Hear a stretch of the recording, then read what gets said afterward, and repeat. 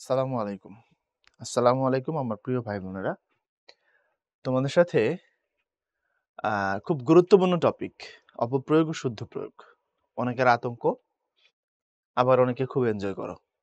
আতঙ্ক এই কারণে, কারণ ইংরেজি গ্রামারে কারেকশন বলতে যেটা বোঝায়, সমস্ত রুল জানলে তুমি কারেকশন করতে পারবা।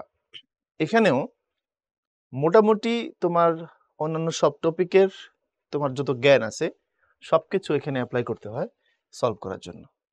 অপপ্রয়োগ ও শুদ্ধ প্রয়োগ আমাদের সময় আমরা যখন পড়ছি আমাদের সিলেবাসে এই টপিকটা ছিল এবং নাম ছিল হচ্ছে শুদ্ধিকরণ।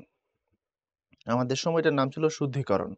এখন আর শুদ্ধিকরণ বলে না, এখন বলে অপপ্রয়োগ ও শুদ্ধ প্রয়োগ। কথা একই, আসল জিনিস একই, ওই কারেকশন। অপপ্রয়োগ মানে হচ্ছে ভুলভাবে লেখা, শুদ্ধ প্রয়োগ মানে হচ্ছে ঠিকভাবে লেখা। তাহলে কি দাঁড়াইলো? দাঁড়াইলো শুদ্ধিকরণ। বুঝতে পারছো? তো চলো আমরা শুরু করি। আশা করি তোমাদের আতঙ্ক থাকবে না। আমরা এখান থেকে অপপ্রয়োগ ও শুদ্ধ প্রয়োগের যদি গুরুত্ব বিবেচনা করি, ডেফিনেটলি 3 স্টার। এবং বিগত বছরে ঢাকা বিশ্ববিদ্যালয়ের বিতে 18-19, 17-18 এবং 14-15 সালে সেশন এখান থেকে প্রশ্ন আসছে। আর অন্যান্য ইউনিটে তো আসছেই। আমরা এখানে সাধারণত মানবিক এটা দেখাই। আর রাজশাহী বিশ্ববিদ্যালয়ে আসছে হচ্ছে 6 বার, চিটাগং বিশ্ববিদ্যালয়ে আসছে 15 বার, জাহাঙ্গীরনগর আসছে 6 বার। 6 বারই আসার কথা এখানে। কারণ জাহাঙ্গীরনগর তো সব থেকে কঠিন জায়গাগুলোকে কখনোই তারা সাধারণত বাদ দেয় না, তারা প্রশ্ন করবেই। এবং আমার আবিষ্কার জাহাঙ্গীরনগরের প্রশ্ন হচ্ছে নির্দয় প্রশ্ন। ঠিক আছে? এরপরে দেখো জিএসটিতে এটা হচ্ছে তোমার বিতে আসছে হচ্ছে 3 বার। মানে জিএসটি হওয়ার পর থেকে মোটামুটি ভালো রেগুলার অবস্থায় আছে। অপপ্রয়োগ ও শুদ্ধ প্রয়োগ। এর মানে হচ্ছে তুমি তোমার প্রিপারেশনকে ভালো করার জন্য এটার উপরে জোর দেওয়ার কোনো গুরুত্ব নাই। মানে কি বলে বিকল্প নাই। ঠিক আছে? এটার উপরে জোর দেওয়ার কোনো বিকল্প নাই। আচ্ছা, তারপরে আসো আমরা কিছু প্রশ্ন দেখি। রেডি? কোনটি শুদ্ধ নয়? মরীচিকা, নূপুর, উষা, ক্যালেন্ডার। নিচের কোনটি অপপ্রয়োগের দৃষ্টান্ত নয়? অশ্রুজল, একত্রিত, বিভীষণ, সস্ত্রীক। নিচের কোনটি বাহুল্য দোষে দুষ্ট? দেখো তো 9-10 এর কিছু পড়া থেকে তোমার অনেক কথাবার্তা এই জায়গায় কমন পড়তেছে কিনা। কোন বাক্যাংশটি শুদ্ধ? এটা বিসিএসও এটা আসছে, বুঝছো? জিএসটি তে 23-24 না, এটা বিসিএস এ আসা। ষষ্ঠ দশ ষোড়শ ষোড়শ এই জায়গাটা থেকে এটা 41তম বিসিএস এর রিটেনের প্রশ্ন। ওখান থেকে মডিফাই করে এই প্রশ্নটাকে, রিটেনে আসছিল 41 বিসিএস এ, এটাকে মডিফাই করে এখানে তোমার হচ্ছে এমসিকিউতে রাখছে জিএসটির বিতে।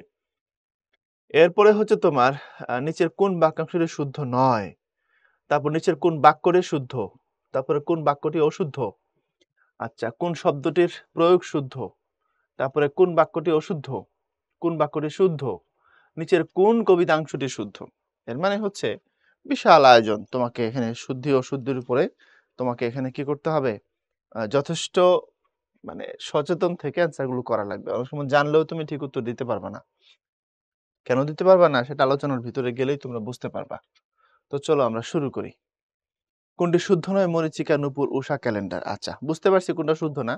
তার আগে আসো এটার উপরে কিছু কথাবার্তা আছে, যেহেতু এটা পেয়ার লেকচার। তোমরা প্রয়োগ প্রয়োগের উপরে 2টা লেকচার পাবা। প্রথম লেকচারে আমি চেষ্টা করব কিছু বেসিক ধরাই দেওয়ার। এটা অন্য পেয়ার লেকচারগুলোর মতো প্রথমটা একটু বড়, পরেরটা একটু ছোট এমন হবে না, মোটামুটি কাছাকাছি লেংথের হবে। বুঝতে পারছো? কারণ এটার প্রায় প্রতি অপশনে নতুন নতুন জিনিস যখন আসবে, এগুলোকে নিয়ে আমরা আলাদা আলাদা করে ব্যাখ্যা দিতে হবে। ওকে? তো চলো প্রয়োগ উপপ্রয়োগ জিনিসটা কি আসলে আমরা একটু বোঝার চেষ্টা করি, বা শুদ্ধিকরণ বিষয়টা আসলে কি। দেখো, মূলত আমাদের লাইফের যে প্রচলিত ভুলগুলো আমরা করি, এক কথায় শেষ করে দিই। আমাদের যে লাইফে কথাবার্তার ক্ষেত্রে যে প্রচলিত ভুলগুলো আছে, তুমি যদি গ্রামাটিক্যাল দৃষ্টিভঙ্গি থেকে যদি দেখো, আমাদের কিছু প্রচলিত ভুল আছে। এই প্রচলিত ভুলগুলোর উপরেই হচ্ছে এই টপিকটা বেসিক্যালি।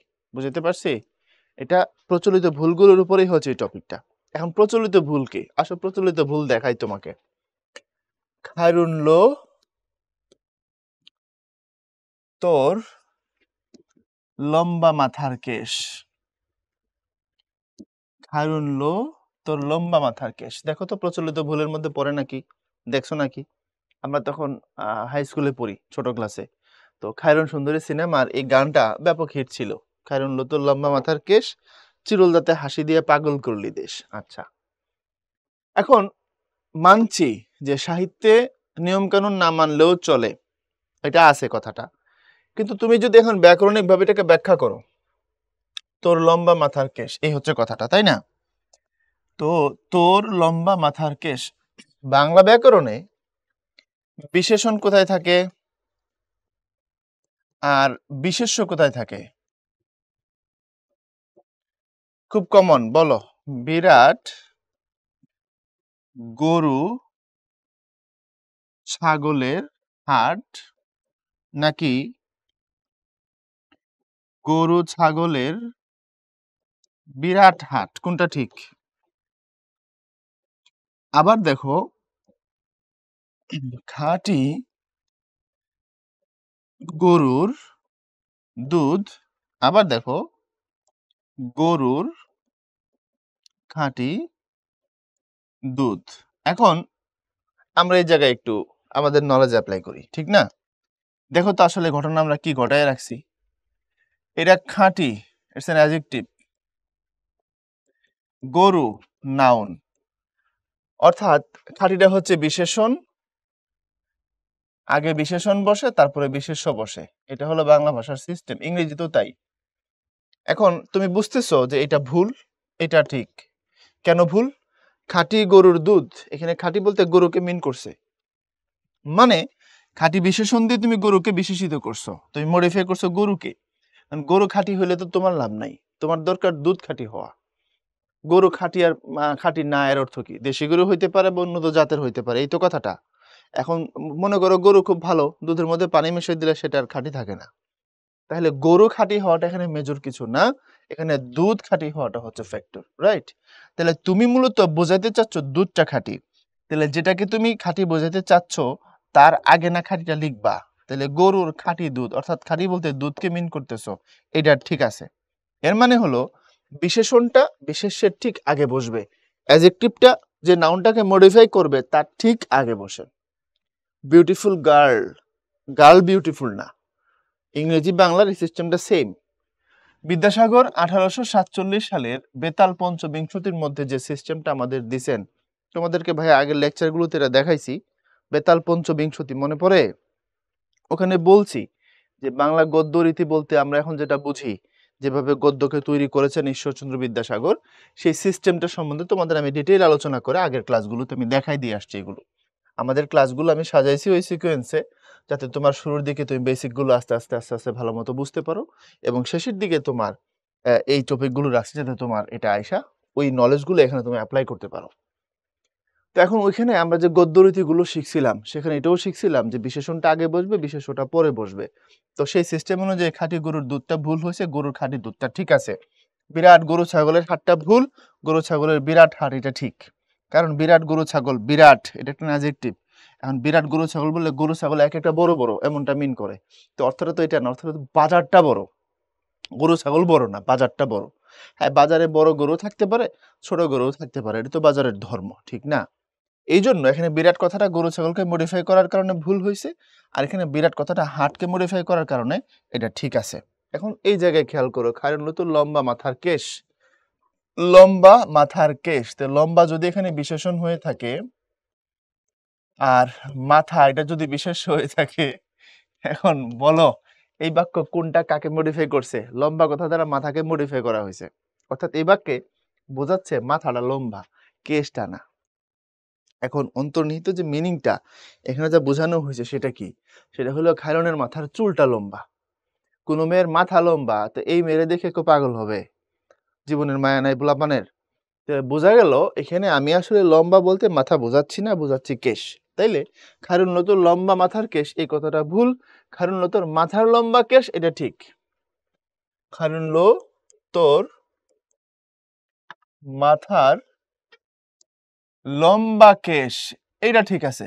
কারণ এই লম্বা একটা বিশেষণ, কেশ একটা বিশেষ্য। কেশ মানে চুল, এই লম্বা দ্বারা তুমি কি করছো? কেশকে মিন করতেছো, কেশকে তুমি বুঝাইছো, এবার ঠিক আছে।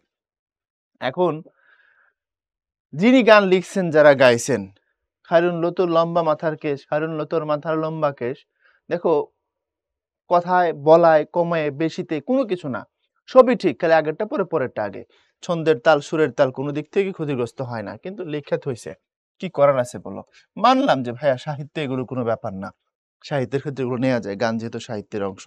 কিন্তু ভাই তুমি তো চিন্তা করলেই বুঝতে পারো যে আমাদের চলচ্চিত্র কোথায় আছে, কতটা ভালো আছে, তাই না? তুমি যদি কম্পেয়ার করো আজকে থেকে 20 বছর আগে বা 40 বছর আগে, 20 না 40 বা তোমার 35 বছর আগের সাথে, আর এখন যদি দেখো তাহলে এখন তো খুব খারাপ অবস্থা। যেখানে ইন্ডাস্ট্রি ভালো করার কথা, কিন্তু এটা দিনকে দিন খারাপের দিকে যাচ্ছে। যাওয়ার কারণ আছে।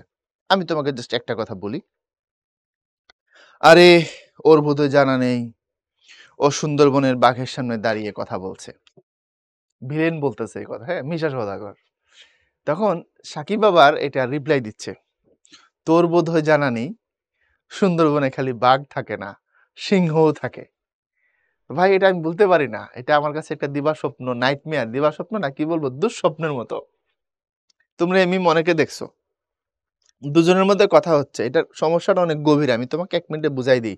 It's not a matter of joke man, শোনো ভালো করে, উপকার হবে। একজন বলতেছে, আরে ও জানে না, ও সুন্দরবনের বাঘের সামনে দাঁড়িয়ে কথা বলছে। ভিলেন বলল এটা। এবার হিরো রিপ্লাই দিচ্ছে, তোর বোধহয় জানা নেই, সুন্দরবনে কেবল বাঘ থাকে না, সিংহ থাকে।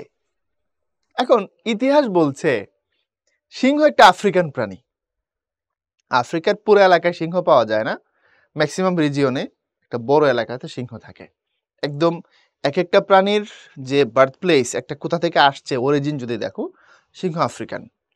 তো ন্যাচারালি প্রকৃতিতে আমাদের এই অঞ্চলে সিংহ কখনোই ঘুরে বেড়াইতো না। আমরা ওখান থেকে নিয়ে এসে চিড়িয়াখানায় রাখছি, এখন গেলে দেখতে পাই, এটাই হচ্ছে কথা। রয়্যাল বেঙ্গল টাইগার বা বাঘের যে প্রজাতিটা, এটা এখানকার জিনিস, এশিয়ান জিনিস বা সুন্দরবনের জিনিস। এই প্রজাতি অন্য জায়গাতেও আছে, আমাদেরটা রয়্যাল, তার কিছু বিশিষ্ট বৈশিষ্ট্যের কারণে কিছু আলাদা কিছু বৈশিষ্ট্য আছে, যাক সেদিকে যাচ্ছি না। তাহলে যে প্রাণীটা ভৌগোলিকভাবে এশিয়ারই না, আফ্রিকান, আবার আমাদের অঞ্চলে ন্যাচারালি এটা কখনো ঘুরে বেড়াইতো না সিংহ, এটা আমাদের রেকর্ডে নাই। প্রাগৈতিহাসিক কালে ছিল কিনা এটা আমরা জানি না।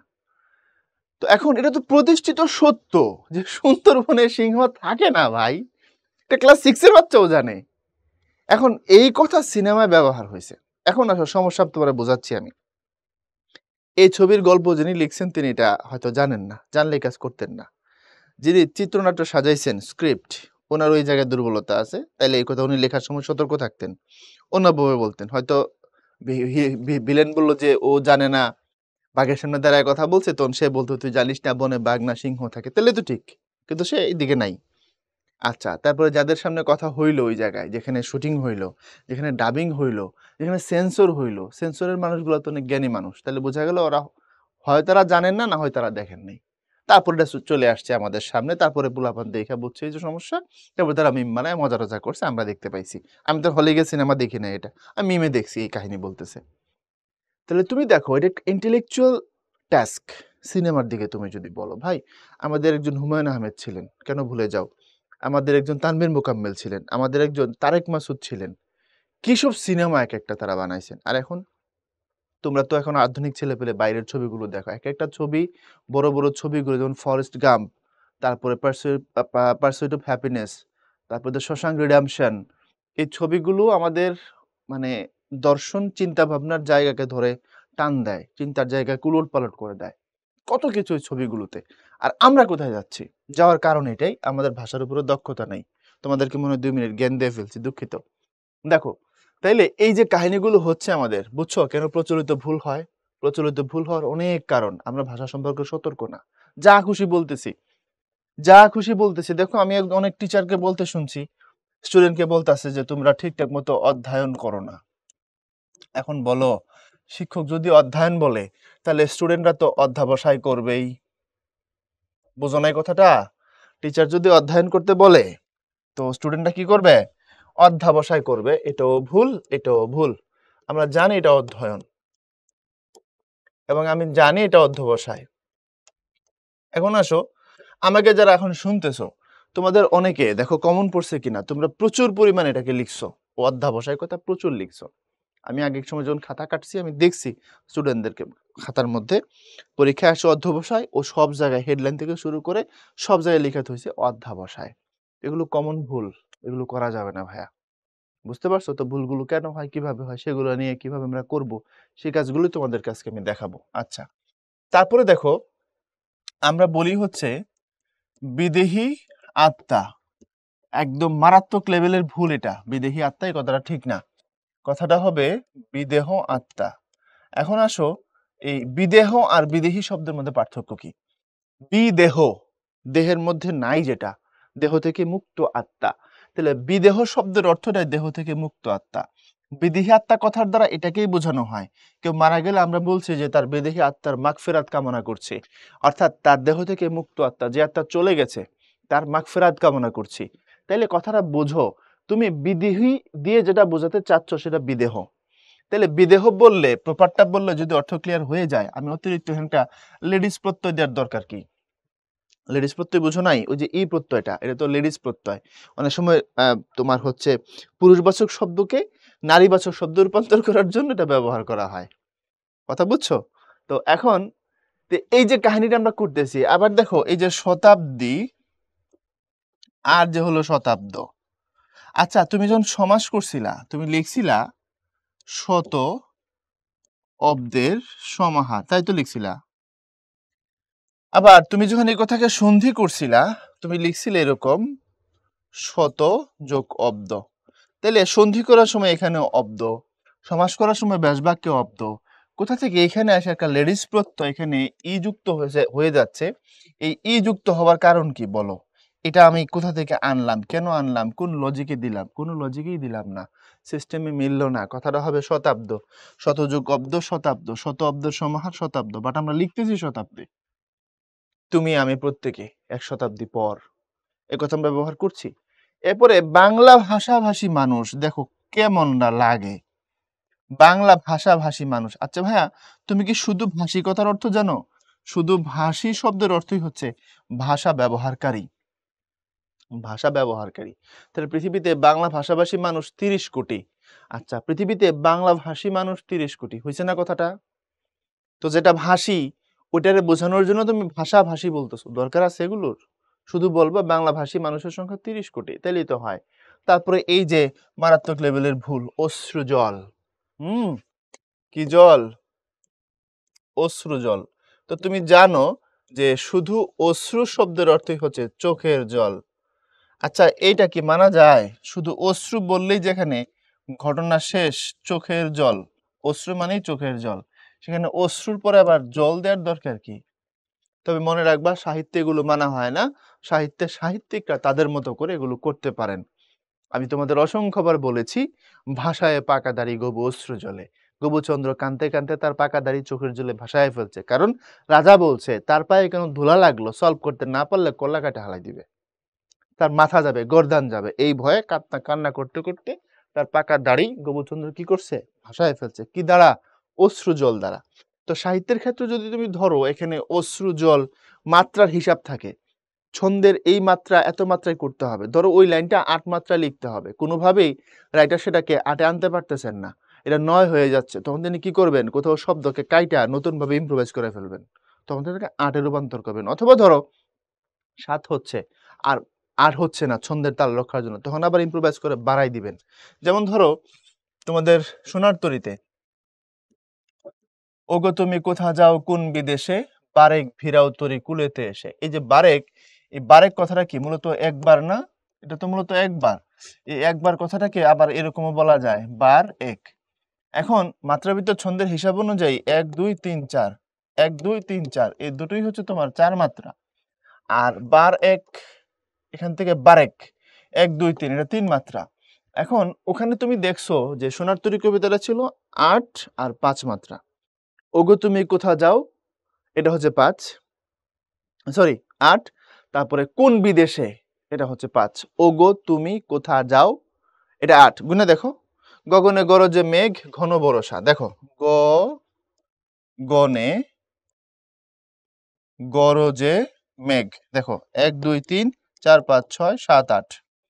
তারপরে দেখো ঘন বরষা, তোমাদেরকে আমি যখন এগুলো ফার্স্ট পেপার নিছি তখন বলা হয়ে গেছে ঘন বরষা 1 2 3 4 5। তাহলে এটা হলো তোমার 8 আর এটা হলো 5। তাহলে এই যে ঘটনাটা, তো এখন ওগো তুমি কোথা যাও কোন বিদেশে, বারেক ভিড়াও তরি কুলেতে এসে। এবার দেখো বারেক ভিড়াও তরি, বারেক ভিড়াও তরি 1 2 3 4 5 6 7 8 এই হলো গিয়ে 8 মাত্রা। তারপরে দেখো কুলেতে এসে, দেখো এটা 5 1 2 3 4 5 এই যে 5। এখন এটা 8 5 মেলানোর জন্য তার এই জায়গায় একটা 3 মাত্রার শব্দের দরকার ছিল। বুঝতে পারছো কথাটা? 3 মাত্রা দরকার ছিল। এখন উনি যদি বার এক বলতেন বা একবার ভিড়াও তরি কুলেতে এসে বলতে পারতেন, ধরো আবৃত্তির সময় বার এক না বলে একবার বললেও রিদমটা থাকে, একবার ভিড়াও তরি কুলেতে এসে। এখন একবার বলা যায় কিন্তু তাতে করে মাত্রার তাল রক্ষিত হয় না, ছন্দটার ছন্দপতন ঘটে। এই জন্য তিনি সেটাকে ছোট করে ছোট্ট আকার নিয়ে আসছেন, বারেক ভিড়াও তরি কুলেতে এসে। রাখাল ছেলে বারেক ফিরে চাও, আমি আমার ছোটবেলার কবিতা, জসিমউদ্দিনের লেখা রাখাল ছেলে। বিশ্বাস করো আমার কেউ বুঝাই দেয় নাই এই বারেক মানে যে একবার, সত্যি বলছি। আমার টিচার, আমার বড়রা কেউ বলে নাই। আমি আমার এক বন্ধুর সাথে একবার আলোচনা করতেছিলাম, ও বলতেছিল আমরা ছোটবেলা থেকে কত কিছু না শিখে না জেনে বড় হয়েছি, অথচ এগুলো আমাদের বইতে ছিল, আমাদের বললেই হইতো। আর এখন আমরা স্টুডেন্টদের জন্য কত সিস্টেম দিয়ে বোঝানোর চেষ্টা করি, তারপর ওরা বুঝতে চায় না। বুঝতে পারছো? তো এই যে দেখো, এই যে একবারটা বারেক হয়ে গেল। আচ্ছা, এরপরে আবার দেখো পারি না, এটাকে বলা যায় না পারি, সেম তো। এটাকে বলা যায় হচ্ছে নারী। এখন দেখো পারি না বললে 1 2 3, নারী বললে 1 2, তো এটা হচ্ছে তোমার 3 মাত্রা, এটা 2 মাত্রা শব্দ। কবিতায় প্রচুর ব্যবহার আছে এই নারী কথার, প্রচুর, অসংখ্য ব্যবহার আমি নিজেই দেখছি। তার মধ্যে একটা হচ্ছে আল মাহমুদের লোক লোকান্তর কবিতা, গুগল করে উইকি থেকে পড়তে পারো। লোক লোকান্তর আগে ইন্টারমিডিয়েট তোমাদের বইতে ছিল, এখন বইতে নাই, সিলেবাসে নাই এই কবিতাটা। লোক লোকান্তর পড়লে দেখবো এখানে আছে এই কথাটা, যে চোখ যে রাখতে নারী এত বড় বন্য ঝোপের উপরে। চোখ যে রাখতে নারী মানে আমি চোখ রাখতে পারি না এত বড় বন্য ঝোপের উপরে। চোখ রাখতে পারি না, চোখ যে রাখতে নারী, নারী মানে পারি না। আবার পল্লীগীতিতে প্রচুর শুনেছি আমি, সইতে নারী বন্ধু আরো জ্বালা, এটা গান আছে। সইতে নারী মানে সইতে পারি না। তাহলে সাহিত্যের ক্ষেত্রগুলো ভিন্ন। ওখানে যখন রাইটার ব্যবহার করবেন, কবি যখন ব্যবহার করবেন, উনি ওনার মতো করে অনেক কিছু করতে পারবেন। সাহিত্যে বাধা ধরার নিয়ম নেই, বাট তুমি যখন কথা বলবে, তোমার প্র্যাকটিক্যাল ল্যাঙ্গুয়েজ যখন তুমি ইউজ করবে, তখন তুমি চাইলে এসব আওলা ফাওলা কাম করতে পারবে না। তাহলে তুমি ভুল খাবা এবং এটার জন্য জরিমানা খাবা, মাইনাস খাবা। সুতরাং এগুলোর উপরে কি থাকবা, সতর্ক থাকবা। তারপরে একটা খুব কমন ভুল দেখায়, আমরা প্রশ্নে চলে যাব, কারণ তোমাদের বলছি এখানে প্রায় প্রত্যেকটা প্রশ্নের আলোকেই কথা বলা লাগবে। এই টপিকটা এমন না যে অন্যান্য বড় টপিকের ক্ষেত্রে আমি যেটা করছি শুরুতে সব বেসিক বলে দিছি, সব বেসিক এক জায়গায় বলে দেওয়া সম্ভব হবে না। আর বললে তোমার জন্য সেটা উপকারও হবে না। কোশ্চেন ধরে ধরে বললে তোমার জন্য বেশি ভালো হবে, কোনটায় কোন ধরনের ভুল হইলো। ঠিক আছে, সেই ভুলগুলো ওই কোশ্চেনের জায়গায় দেখাই দিব আমি। দেখো, পরীক্ষা চলাকালীন সময়ে মোবাইল ব্যবহার নিষেধ বা করবেন না, যেটাই ধরো। এখন দেখো তুমি এই ভুল দেখছো কিনা, বা এসি চলাকালীন দরজা বন্ধ রাখুন, দেখছো কিনা? পরীক্ষা চলাকালীন সময়, আচ্ছা চলাকালীন, কালের মধ্যে সময় আছে না, আবার এখানে সময়ের দরকার, এত ঢং কেন? পরীক্ষা চলাকালীন সময়ে মোবাইল ব্যবহার নিষেধ, এত ঢং কই থেকে আসলো? তুমি তো এটা বললেই পারো পরীক্ষা চলাকালীন মোবাইল ব্যবহার নিষেধ, অথবা পরীক্ষা চলার সময়, এটা দুই ভাবে হইতে পারে।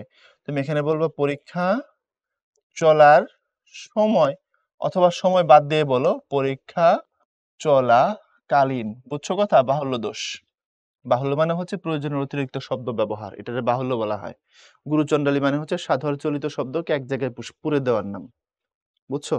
সুতরাং এগুলোর ব্যাপারে সতর্ক থাকবা যতটা সম্ভব। চলো আমরা একে একে কোশ্চেন ধরে কথা বলি।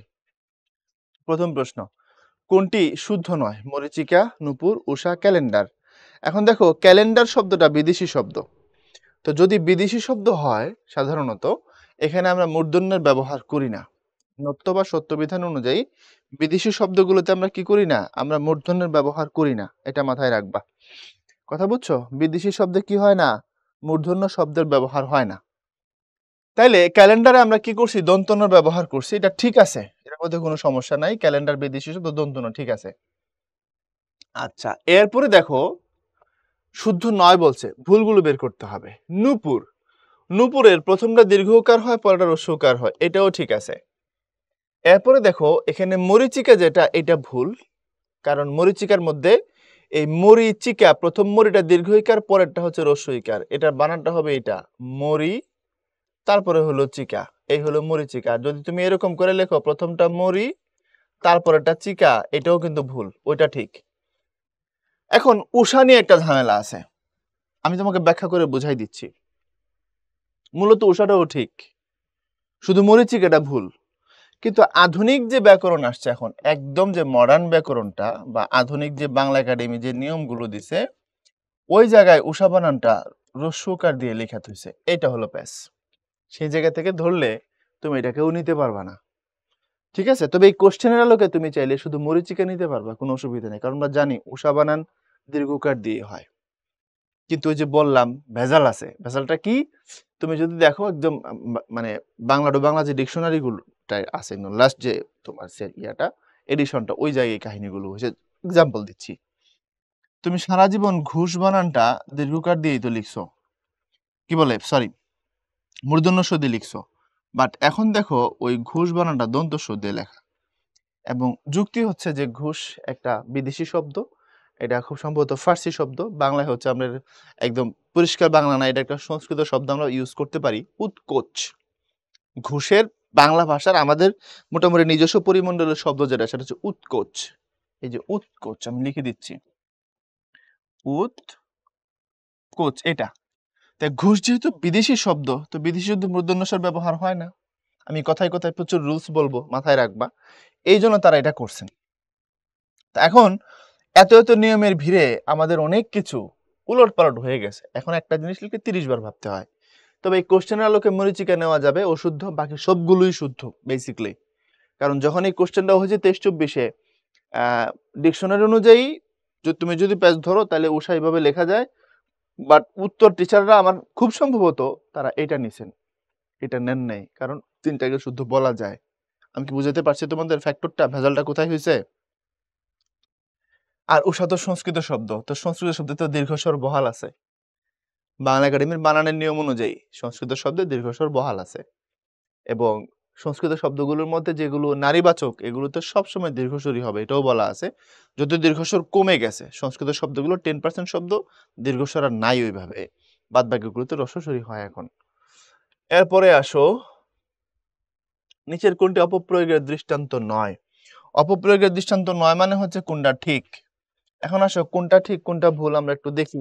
প্রথমত অশ্রু জল, এটা ভুল। শুধু এখান থেকে তুমি বললে অশ্রু বলতে পারো, অথবা তুমি বললে এখানে চোখের জল বলতে পারো।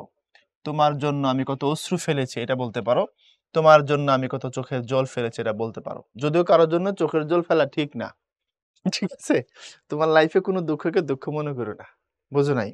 তুমি রিক্সা মিস করলে সিএনজি আসবে, সিএনজি মিস করলে প্রাইভেট কার, ওটা মিস করলে মার্সিডিজ, ওটা মিস করলে হেলিকপ্টার। যে তোমার না বলে বলুক, নো মিন্স নেক্সট অপরচুনিটি, কাঁদবে না ছেলেরা, ঠিক আছে? একত্রিত ভুল, একত্রিত কথাটা হবে একত্র, ঠিক আছে? এরপরে দেখো বিভীষণ, এটা ঠিক, বানান গঠিত বিষয়, বিভীষণের প্রতি মেঘনাদ, রাবণের ভাইয়ের নাম হচ্ছে বিভীষণ। সস্ত্রীক, এটা ভুল। এটা এমন একটা ভুল, পুরা শরীয়তের সিস্টেমে ভুল হয়ে গেছে, খালি ব্যাকরণিক সিস্টেমে না ভাই, এটা শরীয়তের দৃষ্টিতেও ভুল। কেন ভুল আসো দেখাই। এই স শব্দের অর্থ হচ্ছে নিজ, আর এই স শব্দের অর্থ হচ্ছে সাথে। এখন আসো এখানে দেখি আমরা, আপনি সস্ত্রীক আমন্ত্রিত। আবার একটা বাক্য দেখো, আপনি সস্ত্রীক আমন্ত্রিত। এখন তোমার কাছে খুব কমন একটা প্রশ্নের উদয় হইতে পারে, কারণ ছেলেপেলেরা জিজ্ঞেস করছে আমাকে অনেকবার যে ভাইয়া এই কথার মধ্যে ভুল কোথায়?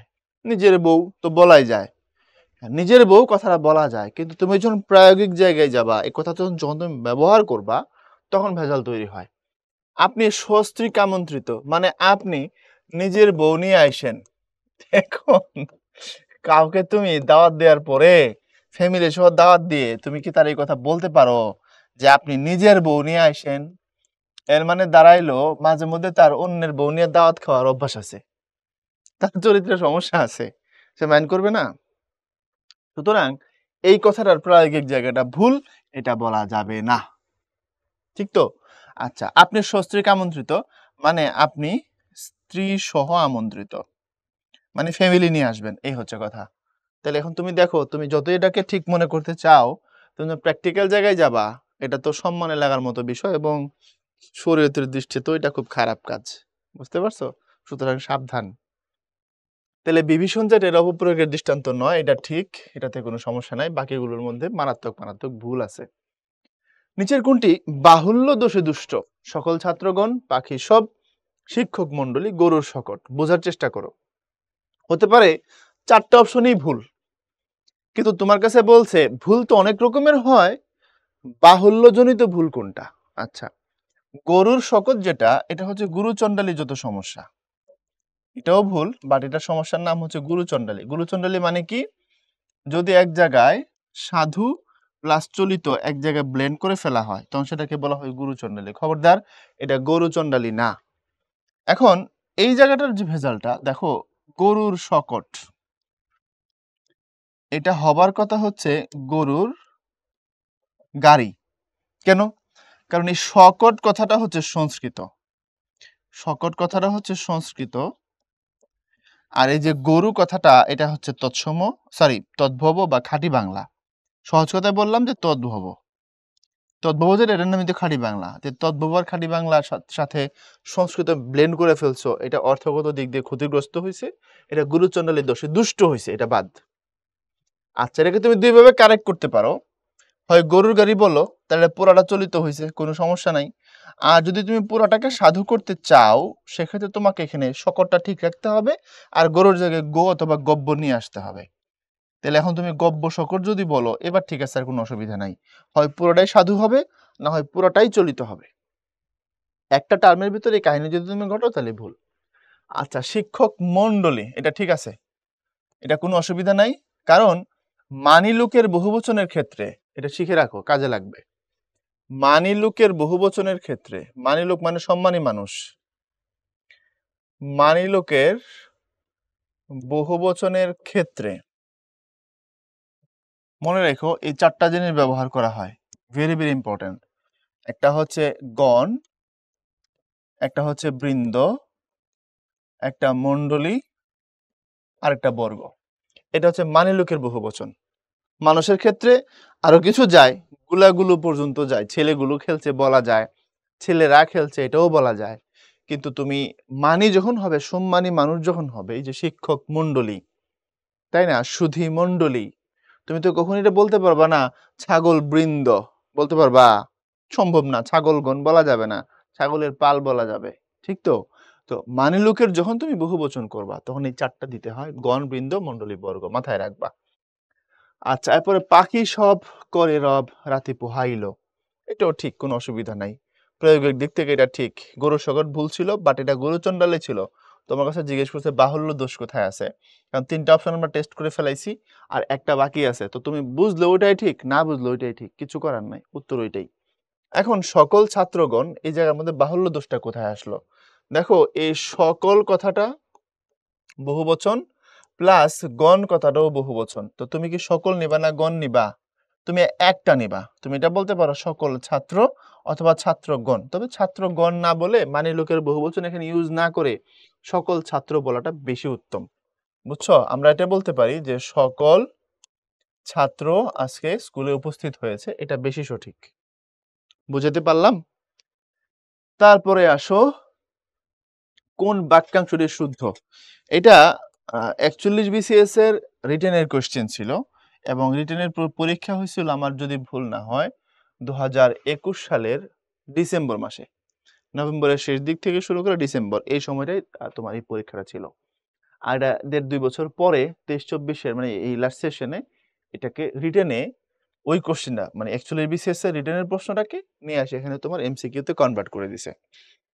কোন বাক্যাংশটি শুদ্ধ? ষষ্ঠদশ বার্ষিকী সাধারণ অধিবেশন, ষোড়শ বার্ষিক সাধারণ অধিবেশন, ষোড়শ বার্ষিকী অধিবেশন, 16তম সাধারণ অধিবেশন। আচ্ছা, এখন আসো, আমরা যখন গুনি, আমরা যখন গণনা করি, তখন যে ক্রমবাচক যে গণনা, প্রথম, দ্বিতীয়, তৃতীয়, চতুর্থ, পঞ্চম, ষষ্ঠ, সপ্তম, অষ্টম, নবম, দশম, একাদশ, দ্বাদশ, ত্রয়োদশ, চতুর্দশ, পঞ্চদশ, এরপরে কিন্তু ষষ্ঠদশ না, এটা ষোড়শ, তারপরে আবার সপ্তদশ, অষ্টাদশ, বুঝছো? ঊনবিংশ, বিংশ, একবিংশ, দ্বাবিংশ, ত্রয়োবিংশ, এইভাবে চলে।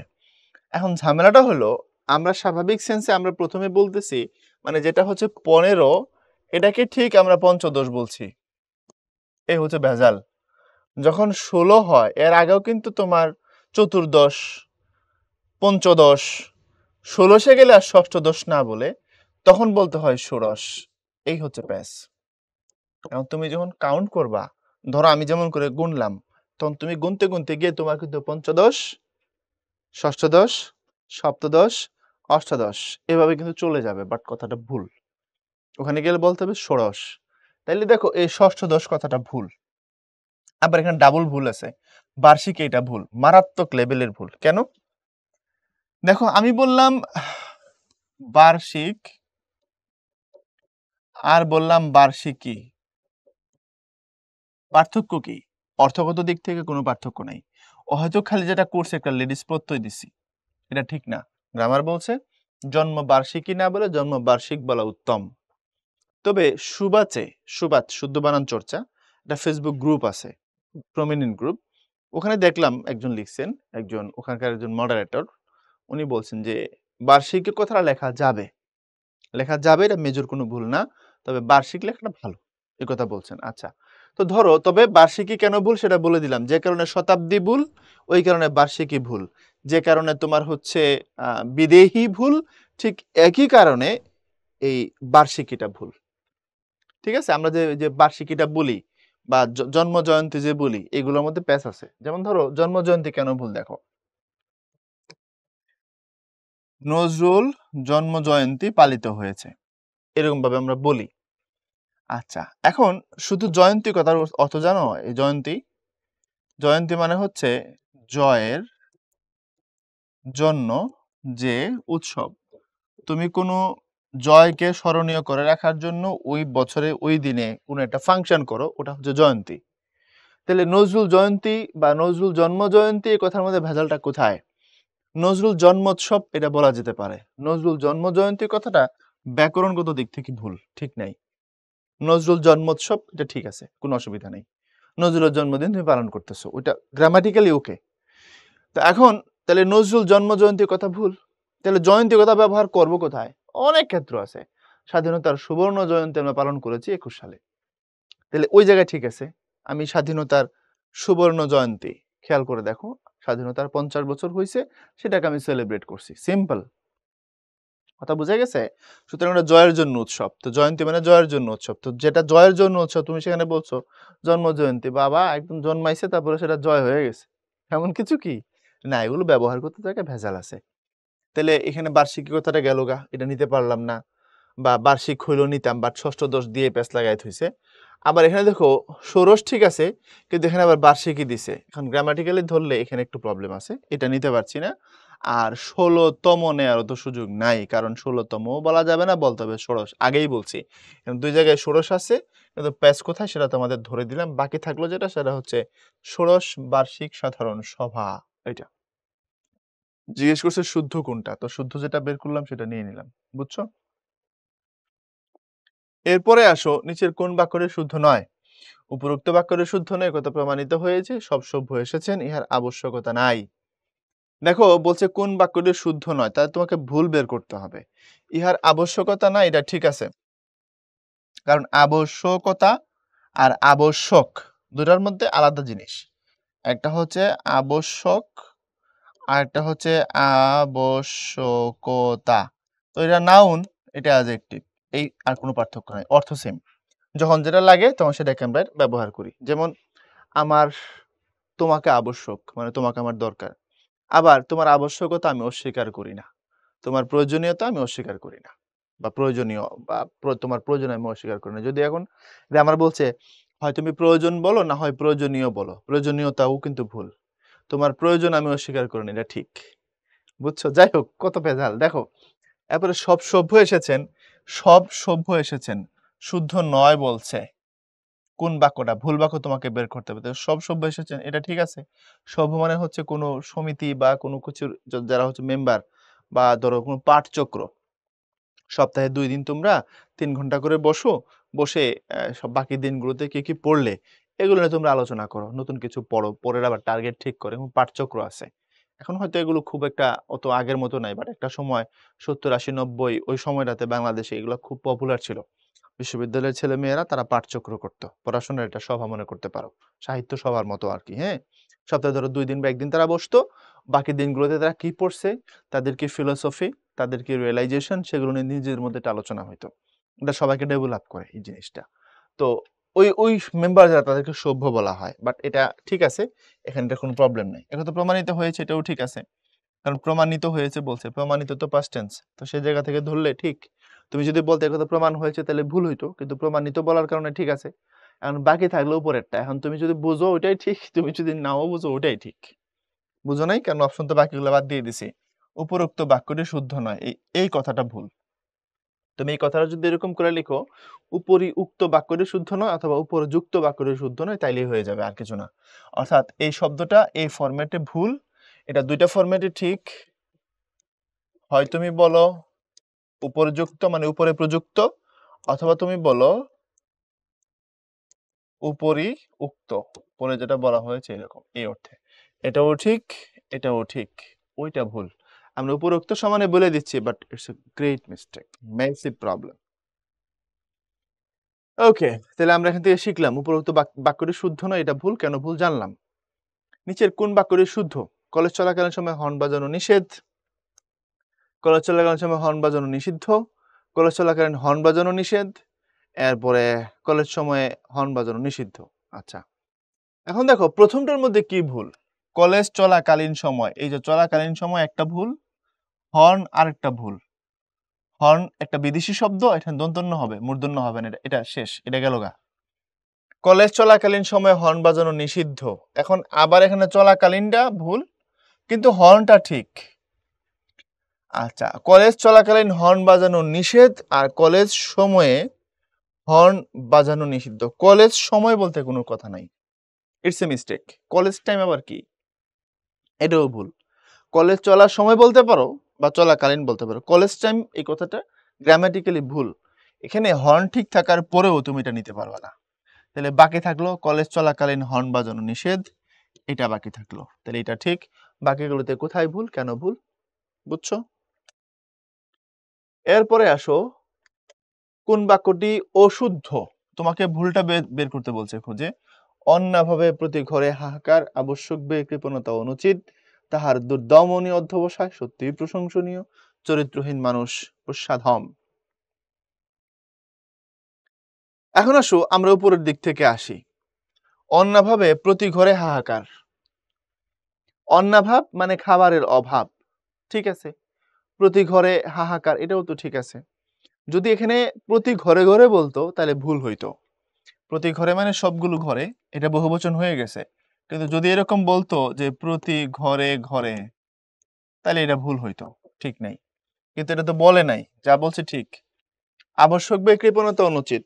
আবশ্যক মানে প্রয়োজন যেটা, সেটা ওই যে এখানে অ্যাডজেক্টিভ দিয়ে করছে, আবশ্যক ব্যয় কৃপণতা অনুচিত, তাহলে এটাও তো ঠিক, কোনো অসুবিধা নেই। তাহার দুর্দমনীয় অধ্যবসায় সত্যি প্রশংসনীয়। দুর্দমনীয় মানে যেটাকে দমন করা প্রচন্ড কষ্টের, তাহলে ঠিক আছে এই জায়গায়। তার দুর্দমনীয় অধ্যবসায় সত্যি প্রশংসনীয়। অধ্যবসায় বানানোর মধ্যে কোনো ঝামেলা দেখছি না। অধ্যাবসায় যদি হইতো তাহলে একটা ভুল ধরা যাইতো, এটাও ঠিক। চরিত্রহীন মানুষ পশ্চাধম, এটা ভুল। এটা পশ্চাধম হবে না, চরিত্রহীন মানুষ হবে পশ্চধম। বুঝছো? পশুর থেকেও যে অধম, তারে বলা হয় পশ্চধম। তাহলে চরিত্রহীন মানুষ পশ্চধম, এটা ঠিক। তোমাদেরকে একটা ছোট্ট মেসেজ দিতে চাই এই লাইনের আলোকে, ভালো মতো বোঝো। আমরা হাদিসের বাণী জানি, কোরআনের বাণী জানি, ধর্মের বই যারা 9, 10 পড়ে আমাদের প্রত্যেকের, যারা মুসলমান আমরা ইসলাম ধর্ম পড়েছি একাডেমিক সিলেবাসে, হিন্দুরা হিন্দু ধর্ম পড়ছো, অন্যান্য ধর্মের মানুষ তোমাদের ধর্মের বই পড়ছো। এখন ইন্টারমিডিয়েটে যাওয়ার পরে আর আবশ্যক ধর্ম শিক্ষা বই নাই। তো মাধ্যমিক পর্যন্ত যদি বলি, আমাদের ইসলাম ধর্ম বইতে কিন্তু হাদিসের কোরআনের বাণীর আলোকে চরিত্র বা সচ্চরিত্রের উপরে ডিটেইল আলোচনা আছে, আখলাকে হামিদা ওই অংশে। তোমাদের মধ্যে সেই ব্যক্তি সবথেকে উত্তম যার চরিত্র সবথেকে ভালো। তাই না কথাটা? তো আমরা কোরআন হাদিসের বাণীগুলো জেনে আসছি। এখন প্র্যাকটিক্যাল লাইফে এগুলোর প্রয়োগ আমরা কতটা করতেছি এটা একটা প্রশ্ন। দ্বিতীয়ত একটু খেয়াল করে দেখবা আমাদের সমাজে বেশধারী মানুষ প্রচুর। ভালো মানুষের ভং ধরে আছে। কিন্তু তার থেকে দূরে থাকার চেষ্টা করবা। মানুষকে জাজ করবা কি দিয়ে? বুঝাই দিই। হযরত আলী রাদিয়াল্লাহু তাআলা আনহুর একটা বিখ্যাত উক্তি আছে এই ব্যাপারে যে, "ছোট পাপগুলোর ব্যাপারে সাবধান থাকো। কেননা মানুষ কখনোই পাহাড়ের সাথে ধাক্কা খায় না, ছোট পাথরের সাথে খায়।" হঠাৎ মানুষ খুন করে ফেলার মতো জঘন্য কাজ তুমি করবা না, ভয়েই করবা না, ওটা করার মতো সাহস তোমার নাও হইতে পারে। কিন্তু কারো ৳১০ মাইরা দেওয়ার মতো এই টাইপের মানে ছাতুরি বা এই টাইপের বাটপারি এটাকে আমরা খুব বেশি কিছু মনে করি না। বা সুযোগে পাইলে কাউকে একটা বডিতে ব্যাড টাচ করা বা সুযোগে পাইলে একটা বাজে কথা বলে দেওয়া বা হচ্ছে কারো বিরুদ্ধে কিছু একটা রটায় দেওয়া বা কথায়, কথায় মিথ্যা বলা এগুলো সবগুলোই বাজে চরিত্রের লক্ষণ। আমরা চরিত্র বললে আমাদের সমাজে একটা প্রচলিত মিথ্যা ডাইমেনশন তৈরি হইছে। আমরা মনে করি যে শুধু লাম্পট্য যেটা এটাই বুঝি চরিত্রের মানদণ্ড। কেউ লম্পট না মানে সে চরিত্রবান। এটা আমরা মনে করি ভুল। অর্থাৎ একটা ছেলে মেয়েদের সাথে ধরো ফ্লার্ট করে বা অর্থাৎ আমরা মেইলি ব্যাপারটা যেটা বুঝি আরকি সোজা কথা। তো এমন হইলে কেউ করলে আমরা বলি তার চরিত্র খারাপ। এটা না থাকলে আমরা মনে করি চরিত্র ঠিক আছে। না আমাদের জানাতে ভুল আছে। চরিত্র খারাপ হওয়ার অনেকগুলো লক্ষণ আছে। মিথ্যা বলা মানেও চরিত্রহীনতা। কারো হক নষ্ট করা মানেও চরিত্রহীনতা। বাবা-মার অবাধ্য হওয়া মানেও চরিত্রহীনতা। ওজনে কম দেওয়াটা মারাত্মক লেভেলের চরিত্রহীনতা। কারো বিরুদ্ধে মিথ্যা কুৎসারটনা করা চরিত্রহীনতা। লাম্পট্য একটা চরিত্রহীনতার লক্ষণ। তো চরিত্রহীনতার অনেক লক্ষণের মধ্যে একটা হচ্ছে লাম্পট্য। তা আমরা বলতেছি শুধু কেউ যদি রাস্কেল হয় তাইলে ওই কেবল আর ক্যারেক্টার নাই। আর বাদবাকি জায়গায় আমি মনে করি যে মিথ্যাবাদীর বুঝি ক্যারেক্টার আছে। ওজনে যে কম দেয় তার বুঝি ক্যারেক্টার আছে। না, সবই চরিত্রহীন। চরিত্র মানে তার টোটাল ক্যারেক্টারিস্টিক্স, তার টোটাল ডেফিনিশনটা, টোটাল ফিগারটা। বুঝতে পারছো ব্যাপারটা? তো এগুলোর ব্যাপারে সাবধান থাকবা। ওই যে বললাম হযরত আলী রাদিয়াল্লাহু তাআলা আনহুর কথাটা যে তুমি হয়তো আ খুন করার মতো জঘন্য কাজ করতে যাইবা না বা হচ্ছে ওইটা তোমার সাহসে কুলাবে না। কিন্তু আরেকজনের ৳১০ তুমি মেরে দিবা সহজেই। এটাকে তুমি কিছু মনে করবা না। কিন্তু এটা ভয়ংকর অপরাধ। এইজন্য বলছেন যে ছোট পাপের ব্যাপারে সাবধান থাকো। কারণ মানুষ পাহাড়ের সাথে ধাক্কা খায় না। অত বড় পাহাড় তুমি তো দেখতেছো, ধাক্কা খাবা কেন? ছোট পাথর ও হয়তো তুমি দেখবা না বা তুমি এটাকে কিছু মনে করবা না। বা ওটা দিয়েই তুমি অ্যাক্সিডেন্ট করে বিপদে পড়বা। এজন্য পড়াশোনা করা, বড় মানুষ হওয়া মানে আ বেশি বড় পাস দেওয়া, বিশ্ববিদ্যালয়ে চান্স পাওয়া, বড় ডিগ্রি পাওয়া, বড় চাকরি পাওয়া, এগুলো একজন চরিত্রবান মানুষের কাছে চরিত্র গঠনের তুলনায় খুব সামান্য জিনিস। এজন্য ভালো মানুষ হওয়া, চরিত্রবান হওয়াটা বড় টার্গেট। আর এগুলো হচ্ছে বড় পাস করা, বড় বিশ্ববিদ্যালয়ে পড়া, এগুলো সেই তুলনায় খুব ছোট। এজন্য চেষ্টা করো ভালো মানুষ হবার। চরিত্র তৈরি করার চেষ্টা করবা। এরপরে হচ্ছে একজন চরিত্রবান মানুষের কাছে বাদবাকি জিনিসগুলো যেগুলো যে সাফল্য আমরা মনে করি সমাজে অনেক কিছুগুলো এমনিই আসবে বাই প্রোডাক্ট হিসেবে। আচ্ছা, কোন শব্দটির প্রয়োগ শুদ্ধ? বৈশিষ্ট্যতা, সৌন্দর্যতা, আধিক্যতা, সুন্দরতা। আচ্ছা, বলছে কোনটার প্রয়োগ শুদ্ধ? বৈশিষ্ট্যতা ভুল। শুধু বৈশিষ্ট্য বললেই হয় অথবা বিশিষ্টতা বলতে পারো। তাই না? আচ্ছা, সৌন্দর্যতা এই শব্দটাই কোথাও নাই, এটা ভুল। সৌন্দর্য হইতে পারে। আধিক্যতা হয় না, আধিক্য হয়। এটাও ভুল। সুন্দরতা এটা ঠিক আছে। সুন্দরতা আর সৌন্দর্য সেম জিনিস। কথা বুঝতে পারছো? দুটো অ্যাবস্ট্রাক্ট নাউন যে তাহার মনের সুন্দরতা আমাকে অবাক করিয়াছে। মানে তার মনের যে সৌন্দর্য সেটা আমাকে অবাক করছে। তুমি হয়তোবা সুন্দরতাটা প্রয়োগের দিক থেকে দেখো নাই, বাট এটা ঠিক আছে। বাদবাকিগুলো ভুল। প্রত্যেকটাই ভুল। কোন বাক্যটি অশুদ্ধ? তার সৌজন্যে মুগ্ধ হয়েছি। আবশ্যক ব্যয় কার্পণ্য উচিত নয়। বাক্যটির উৎকর্ষতা প্রশংসনীয়। তিনি মোকদ্দমায় সাক্ষ্য দেবেন। আচ্ছা, অশুদ্ধ কোনটা? এটা তোমাকে খুঁজতে বলছে। তাহলে তিনি মোকদ্দমায় সাক্ষ্য দেবেন, ঠিক আছে। এটা এক ধরনের ভুল এই জায়গায় করা যায় চাইলে। যেমন তুমি যদি বলতা যে তিনি সাক্ষী দেবেন, ধরো যদি বলতা আরকি, হ্যাঁ?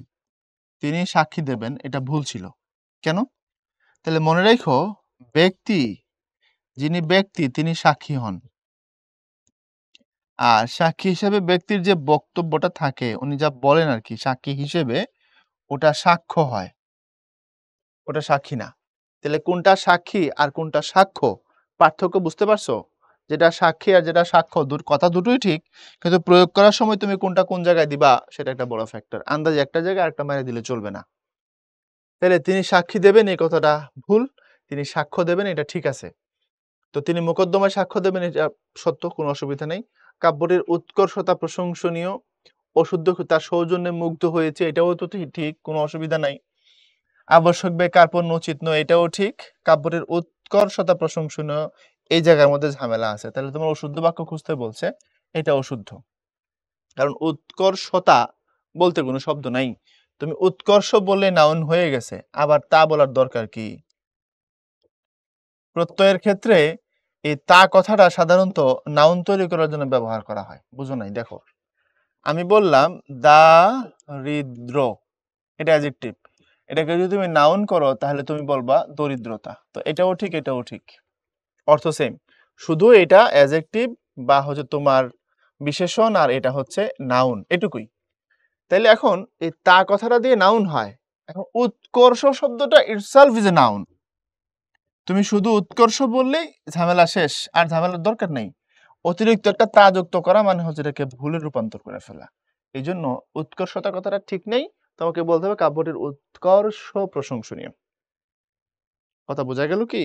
কাব্যটির উৎকর্ষ প্রশংসনীয়। ওকে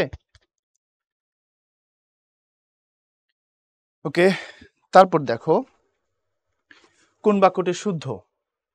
বাংলাদেশ একটি উন্নতশীল রাষ্ট্র, তিনি আমার বিরুদ্ধে সাক্ষী দিলেন, সকল ছাত্রগণ ক্লাসে উপস্থিত ছিলেন, তিনি সস্ত্রীক নিউ মার্কেটে গেছেন। তোমাকে শুদ্ধ বাক্য খুঁজতে বলছে। বাংলাদেশ একটি উন্নতশীল রাষ্ট্র, এই কথাটা ভুল, এটা হবে উন্নয়নশীল। ঠিক আছে? আচ্ছা, তিনি আমার বিরুদ্ধে সাক্ষী দিলেন, সাক্ষী শব্দটা ভুল, তিনি আমার বিরুদ্ধে সাক্ষ্য দিলেন। উনি নিজে হলেন সাক্ষী, তার বক্তব্য হলো সাক্ষ্য। আমরা একটু আগে শিখলাম সকল ছাত্রগণ ক্লাসে উপস্থিত ছিলেন। দেখো, সকল ছাত্রগণ ক্লাসে উপস্থিত ছিলেন, সকল বহুবচন, ছাত্রগণের গণটা বহুবচন, তাহলে এটা ভুল।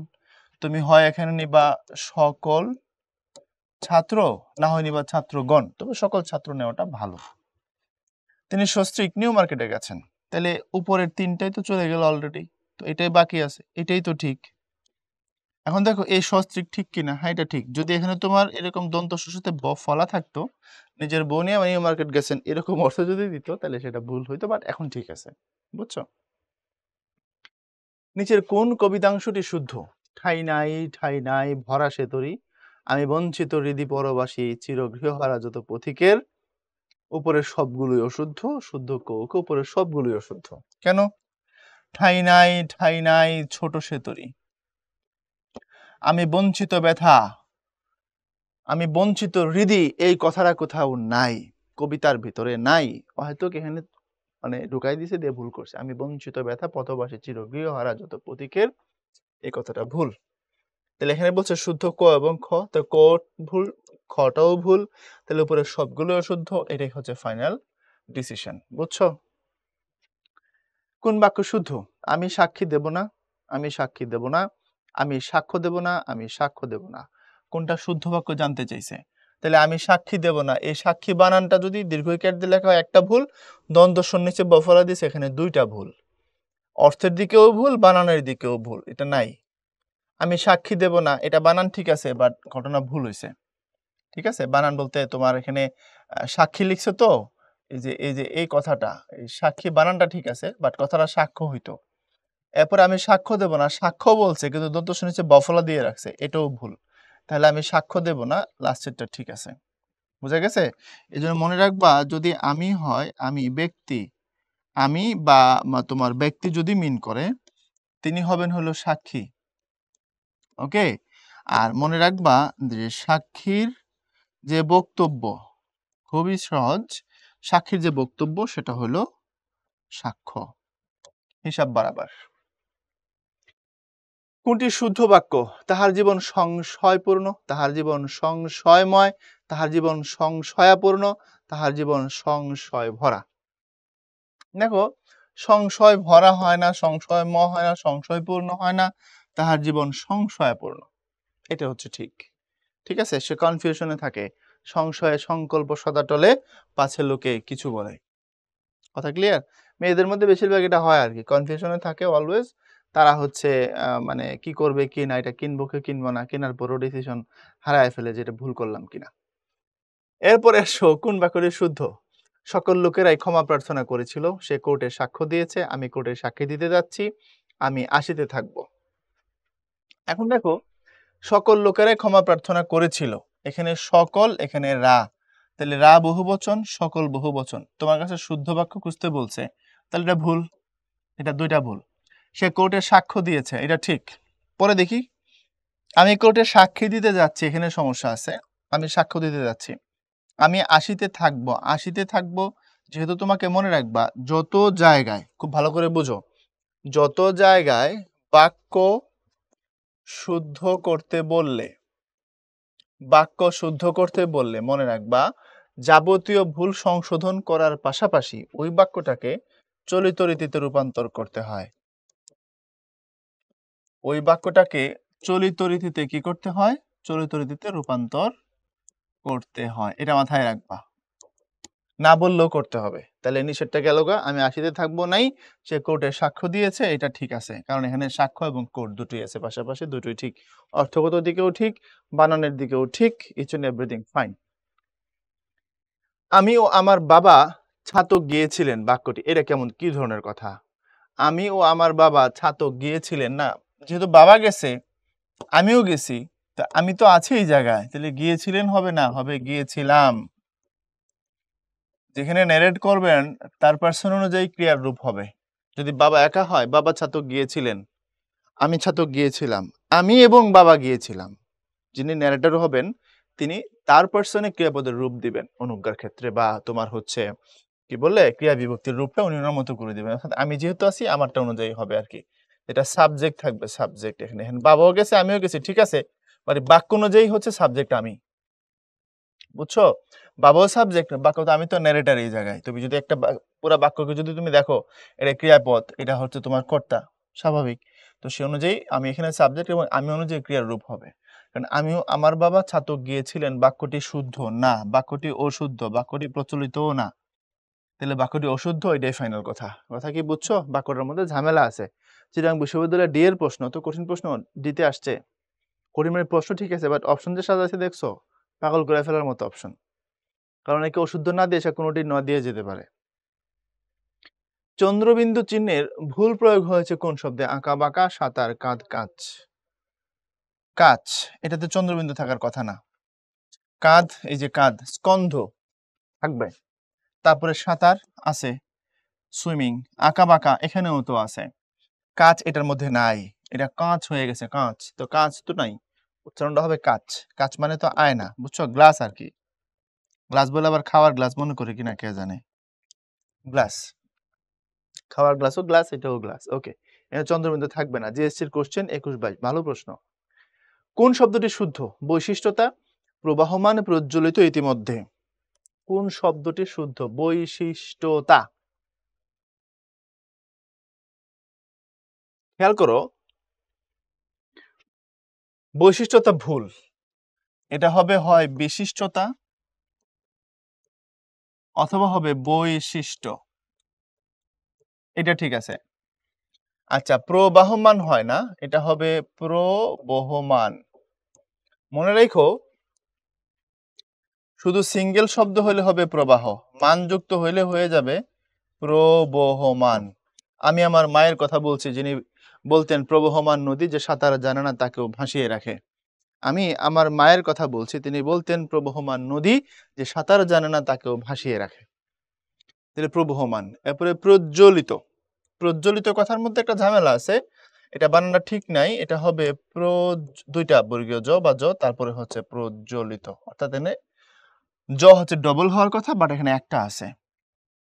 আচ্ছা, এখন আসো ইতিমধ্যে। আচ্ছা আচ্ছা, একটু দাঁড়াও। ইতিমধ্যেটা ভুল, প্রজ্বলিতটা ঠিক। কোনটি শুদ্ধ? প্রজ্বলিত ঠিক, ইতিমধ্যেটা ভুল। আই এম সরি, প্রজ্বলিত ঠিক, ইতিমধ্যে ভুল, কারণ এটা হবে ইতোমধ্যে। ঠিক আছে, ইতোমধ্যে। ইতিমধ্যে বলতে কোনো শব্দ হয় না, প্রজ্বলিত ঠিক আছে। এরপরে আসো প্রজ্বলিত ঠিক ইতিমধ্যে এটা ভুল। আর প্রবহমান কেন ভুল বলেছি, বৈশিষ্ট্যতা কেন ভুল সেটাও বলেছি। কোন বাক্যটি শুদ্ধ? তোমার গোপন কথা শোনা আমার পক্ষে সম্ভব নয়, সর্ববিষয়ে বাহুল্যতা বর্জন করা উচিত, দৈন্য সর্বদা মহত্বের পরিচয়ক নয়, সলজ্জিত হাসি হেসে মেয়েটি উত্তর দিল। আচ্ছা, এখন দেখো সলজ্জিত হবে না, কথাটা হবে সলজ্জ। গেল। দৈন্য সর্বদা মহত্বের পরিচয়ক নয়, এটা ঠিক লাগতেছে আমার কাছে, বাকিগুলো চেক করে আসি। তোমার গোপন কথা শোনা আমার পক্ষে সম্ভব নয়, এটা হচ্ছে গোপন, এটা হবে গোপনীয়, এটা ভুল। সম্ভব এমন না, এটা হবে সম্ভব। আচ্ছা, এটাও ঠিক আছে ধরলাম, সম্ভবের জায়গায় কোনো পেস নিই না, ধরো এখানে ধরলেই তো ভুল হয়ে গেছে। এরপরে সর্ববিষয়ে বাহুল্যতা বর্জন করা উচিত, এখানে সর্ববিষয়, এখানে বাহুল্যতা, তো বাহুল্যতা কথাটা হয় না, এটা হচ্ছে বাহুল্য। তাহলে দৈন্য সর্বদা মহত্বের পরিচয়ক নয়, এটা ঠিক, এটাই বাকি আছে, এটাই কারেক্ট। ওকে, এরপরে আসো, নিচের কোন শব্দটির প্রয়োগ শুদ্ধ? সৌন্দর্যতা, সৌন্দর্য, আধিক্যতা, সৌন্দর্য, বোঝাইতে যাচ্ছে এটা ঠিক। আধিক্যতা হয় না, কথাটা হবে আধিক্য। সৌন্দর্য তো বুঝতে পারো ভুল, সৌন্দর্য তা দেওয়ার দরকার নাই, তাটা এখান থেকে বাদ যাবে, তাহলে সৌন্দর্য যেটা এটা ঠিক। এরপরে আসো, কোনটি অপপ্রয়োগের দৃষ্টান্ত? পুনঃ পুনঃ, ভৌগোলিক, গ্রথিত, প্রথিত। আচ্ছা, অপপ্রয়োগের দৃষ্টান্ত চাইছে, ভৌগোলিকটার মধ্যে আমার ঝামেলা লাগতেছে, গ্রথিত, প্রথিত, পুনঃ পুনঃ আমার কাছে বাকিগুলো সব ঠিক লাগতেছে। দেখো ভুল খুঁজতে বলছে, তাহলে ভৌগোলিক হয় নাকি ভৌগোলিক হয়? কথাটা কথাটা তো ভৌগোলিক। আর গ্রথিত, প্রথিত, পুনঃ পুনঃ অল আর কারেক্ট। ভৌগোলিক যেটা এখানে হচ্ছে প্রবলেমস, কথা বুঝছো? এটা হচ্ছে ঝামেলা, এটা ভৌগোলিক না, এটা ভৌগোলিক হওয়ার কথা, মাথায় রাখবা। ওকে, তাহলে শব্দগুলোতে কোথায় ওকার থাকে, কোথায় ওকার থাকে না, এই জায়গাগুলোর ব্যাপারে সবসময় কি থাকবে? সবসময় এগুলোর ব্যাপারে সতর্ক থাকবে। এরপরে আসো নিচে, আচ্ছা, কোন বাক্যটিতে অপপ্রয়োগ ঘটেনি? তিনি সন্ত্রাস দূরীকরণে কিছু পরামর্শ দেন, পরবর্তীতে দুজনকে গ্রেফতার করা হয়, এ তথ্য গ্রাহ্যযোগ্য নয়, সভায় সকল সদস্যরা উপস্থিত ছিলেন। বলছে অপপ্রয়োগ ঘটেনি, এর মানে তোমাকে শুদ্ধ বাক্য খুঁজতে বলছে, বুঝছো? তিনি সন্ত্রাস দূরীকরণে কিছু পরামর্শ দেন, পরবর্তীতে দুজনকে গ্রেফতার করা হয়, এ তথ্য গ্রাহ্যযোগ্য নয়, সভায় সকল সদস্যরা উপস্থিত ছিল। তাহলে সভায় সকল সদস্যরা, এটা ভুল। এ তথ্য গ্রাহ্যযোগ্য নয়, ভুল, এটা হলো গ্রহণযোগ্য শব্দটা। পরবর্তীতে দুজনকে গ্রেফতার করা হয় আর তিনি সন্ত্রাস দূরীকরণে কিছু পরামর্শ দেন, এই দুইটা বাক্যের মধ্যে মোটামুটি কাছাকাছি লেভেলের দুটো বাক্যই, দুটো বাক্যের কোয়ালিটি, দুটো বাক্যের ক্যালিবার প্রায় সেম, দুটোকে তোমার কাছে ঠিক মনে হবে, এটা সত্য। কথা কি বুঝতে পারছো?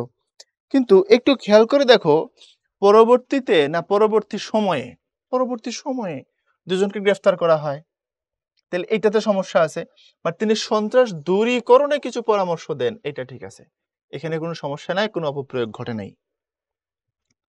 নিচের কোন বাক্যটি ভুল? যেমন বনু কচু তেমনি বাঘাতে তুল, এটাই তো ভুল। যেমন বনু ওল তেমনি বাঘাতে তুল, ছেলেটি বংশের মুখে চুনকালি দিল, তিনি উদ্ধতপূর্ণ আচরণ করেছেন, আমার আর বাঁচার স্বাদ নেই, সব ঠিক আছে। ভুল বাক্য খুঁজতে বল, যেমন বনু ওল তেমনি বাঘাতে তুল, এটা একটা প্রবাদ, বুঝছো? প্রবাদ মানে হচ্ছে প্রকৃষ্ট কথাবার্তা যেগুলো আছে সেগুলোকে বলা হয় প্রবাদ। কথা কি বুঝছো? যে কথাগুলোর মধ্যে জীবনের তোমার হচ্ছে দার্শনিক সত্য আছে, এমন কথাগুলোকে সাধারণত প্রবাদ বলা হয়। ওকে, তারপরে দেখো, যেমন বনুল তেমনি বাঘাতে তুল, এর অর্থ কি? এর অর্থ হচ্ছে, মনে করো একজন ধরো খুব নিরীহ, আর একটা ধরো বড় ধরনের ভণ্ড, তা এখন নিরীহটারে ভণ্ডটা সারা জীবন শোষণ করবে না, তাহলে কি করতে হবে? ওই ভণ্ডের সাথে নিরীহ থাকলে সমস্যা, তার সাথে তোমার নিজের যে শক্তি, তোমার যে পাওয়ার, সেটা শো করতে হবে। ভণ্ড হয়ে যেতে হবে এমন না। অর্থাৎ আমি যদি নিরীহ থাকি, আমার ভদ্রতা যদি কারো কাছে দুর্বলতা বলে মনে হয় এবং সেটার জন্য যদি আমি বিপদে পড়ি, তাহলে তার কাছে আমার ভদ্র থাকার দরকার নেই। বুঝো না কথাটা? আমার ভদ্রতাকে সে দুর্বলতা ভাবছে ভাবুক, কিন্তু সেটার জন্য যদি সে আমার কাঁধে চড়ে বা আমাকে বেকায়দায় ফেলে, আমি যদি ক্ষতিগ্রস্ত হই, তাইলে আমার যে ভদ্রতাকে ও দুর্বলতা মনে করছে সেই ভদ্রতার রূপ আমাকে চেঞ্জ করে ফেলতে হবে। সহজ কথা। ও যেমন তার সাথে যেভাবে আমি হইলে ফাইট দিতে পারবো সেই রূপে আগাইতে হবে। ওইটা হচ্ছে এই কথার শিক্ষা। যেমন বুনো ওল তেমনি বাঘা তেঁতুল। অর্থাৎ ওল যেটা তোমাদের এখন ওল চিনাবো কেমনে আমি? কচু আছে কচু, ঠিক আছে? কচুর যে গোড়াটা অনেক রান্না করে খাওয়া যায় এটা কচকচ করে। আমাদের এলাকায় আমরা বলি কচুর মুড়া। ওটাকে বিভিন্নভাবে রান্না করলে খাওয়া যায়। তো কচুর যে মুড়াটা বা ইয়াটা তোমার হচ্ছে গোড়াটা, ওটা প্রচন্ড লেভেলের গলা চুলকায় ওটা খাইলে। তোমরা জানো।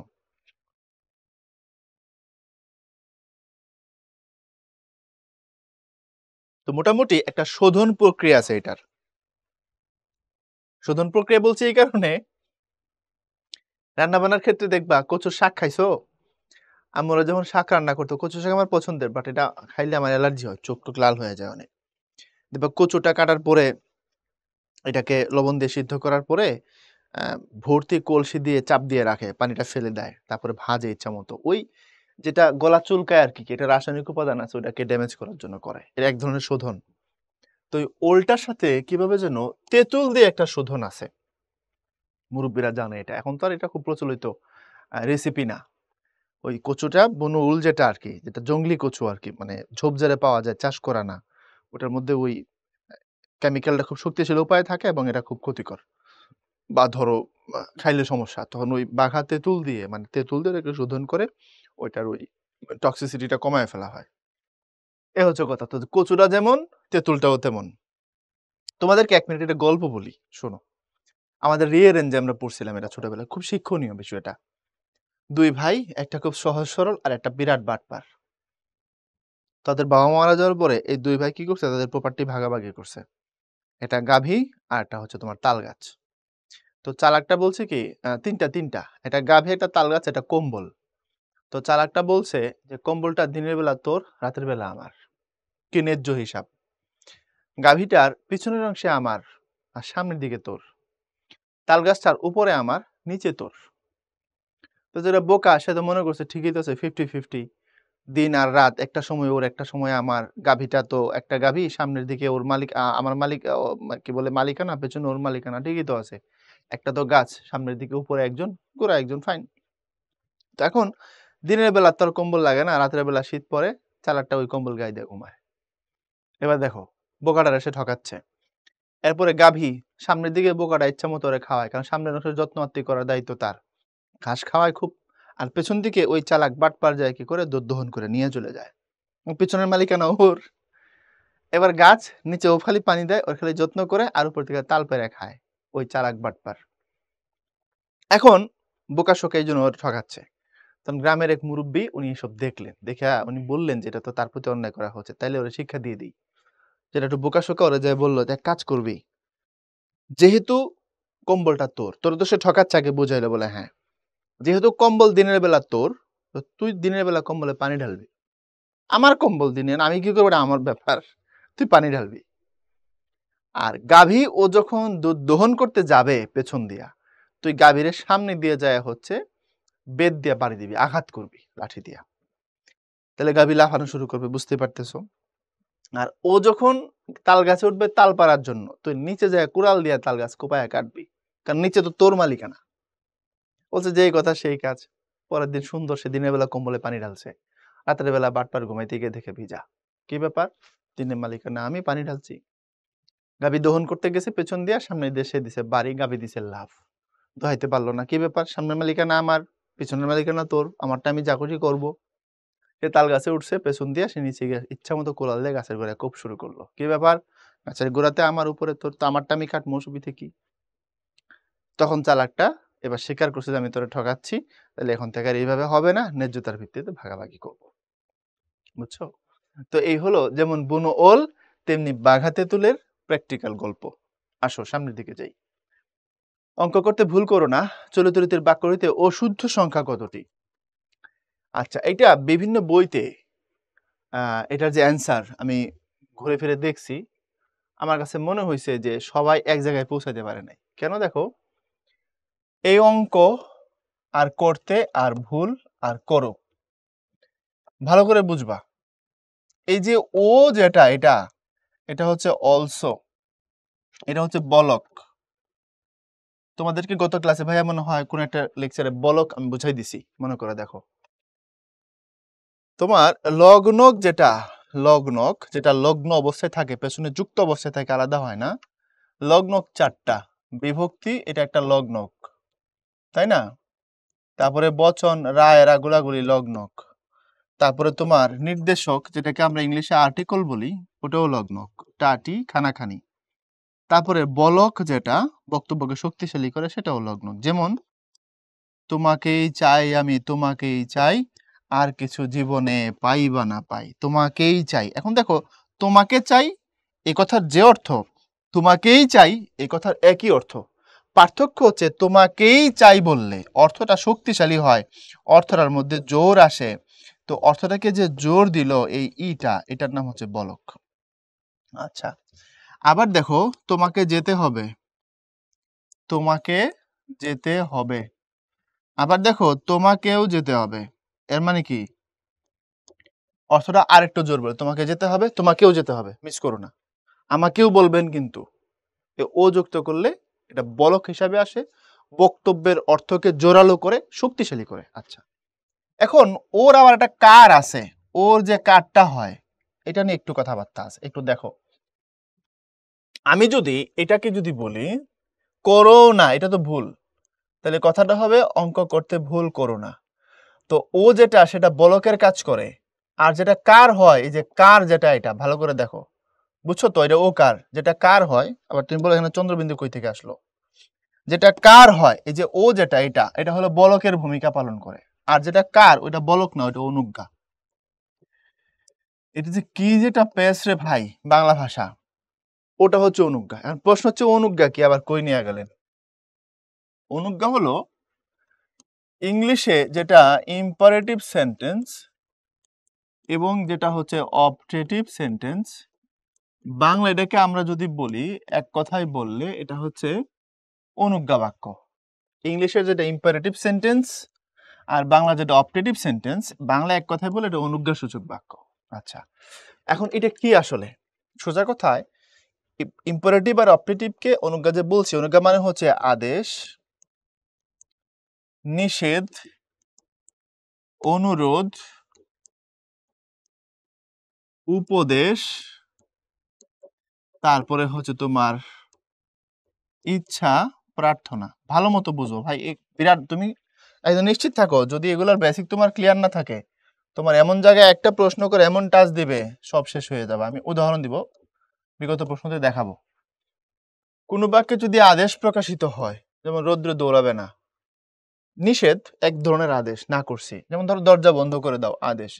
রৌদ্রে দৌড়াবে না, নিষেধ। আমাকে এক গ্লাস পানি দিন তো, অনুরোধ। সদা সত্য বলবে, উপদেশ। আমার যদি পাখির মতো জানা থাকতো, ইচ্ছা। আল্লাহ তোমার কি বলে নেক জিন্দেগি নসিব করুক, এটা হচ্ছে প্রার্থনা। এই জাতীয় বাক্য, যে বাক্যগুলোর মধ্যে এমন ভাব প্রকাশিত হয়, সেটাকে অনুজ্ঞা বাক্য বলে। অনুজ্ঞা প্রকৃতপক্ষে একটা ভাবের নাম, ভাবের নাম। এখন ইংরেজিতে যেটাকে বলা হয় মুড, খুব খেয়াল করবা, ইংলিশে এটাকে মুড বলা হয়, বাংলা এটাকে বলা হয় ক্রিয়ার ভাব। এখনকার যে নতুন ব্যাকরণটা চলছে 9-10-এ, এটা তত ডিটেইলে পাবা না, আগের বইতে চ্যাপ্টারটা আছে। এই মুড বা ভাব যেটা, এটা 3 রকমের, একটা সরি 4 রকমের। একটা হচ্ছে নির্দেশক ভাব, একটা হচ্ছে অনুজ্ঞা ভাব,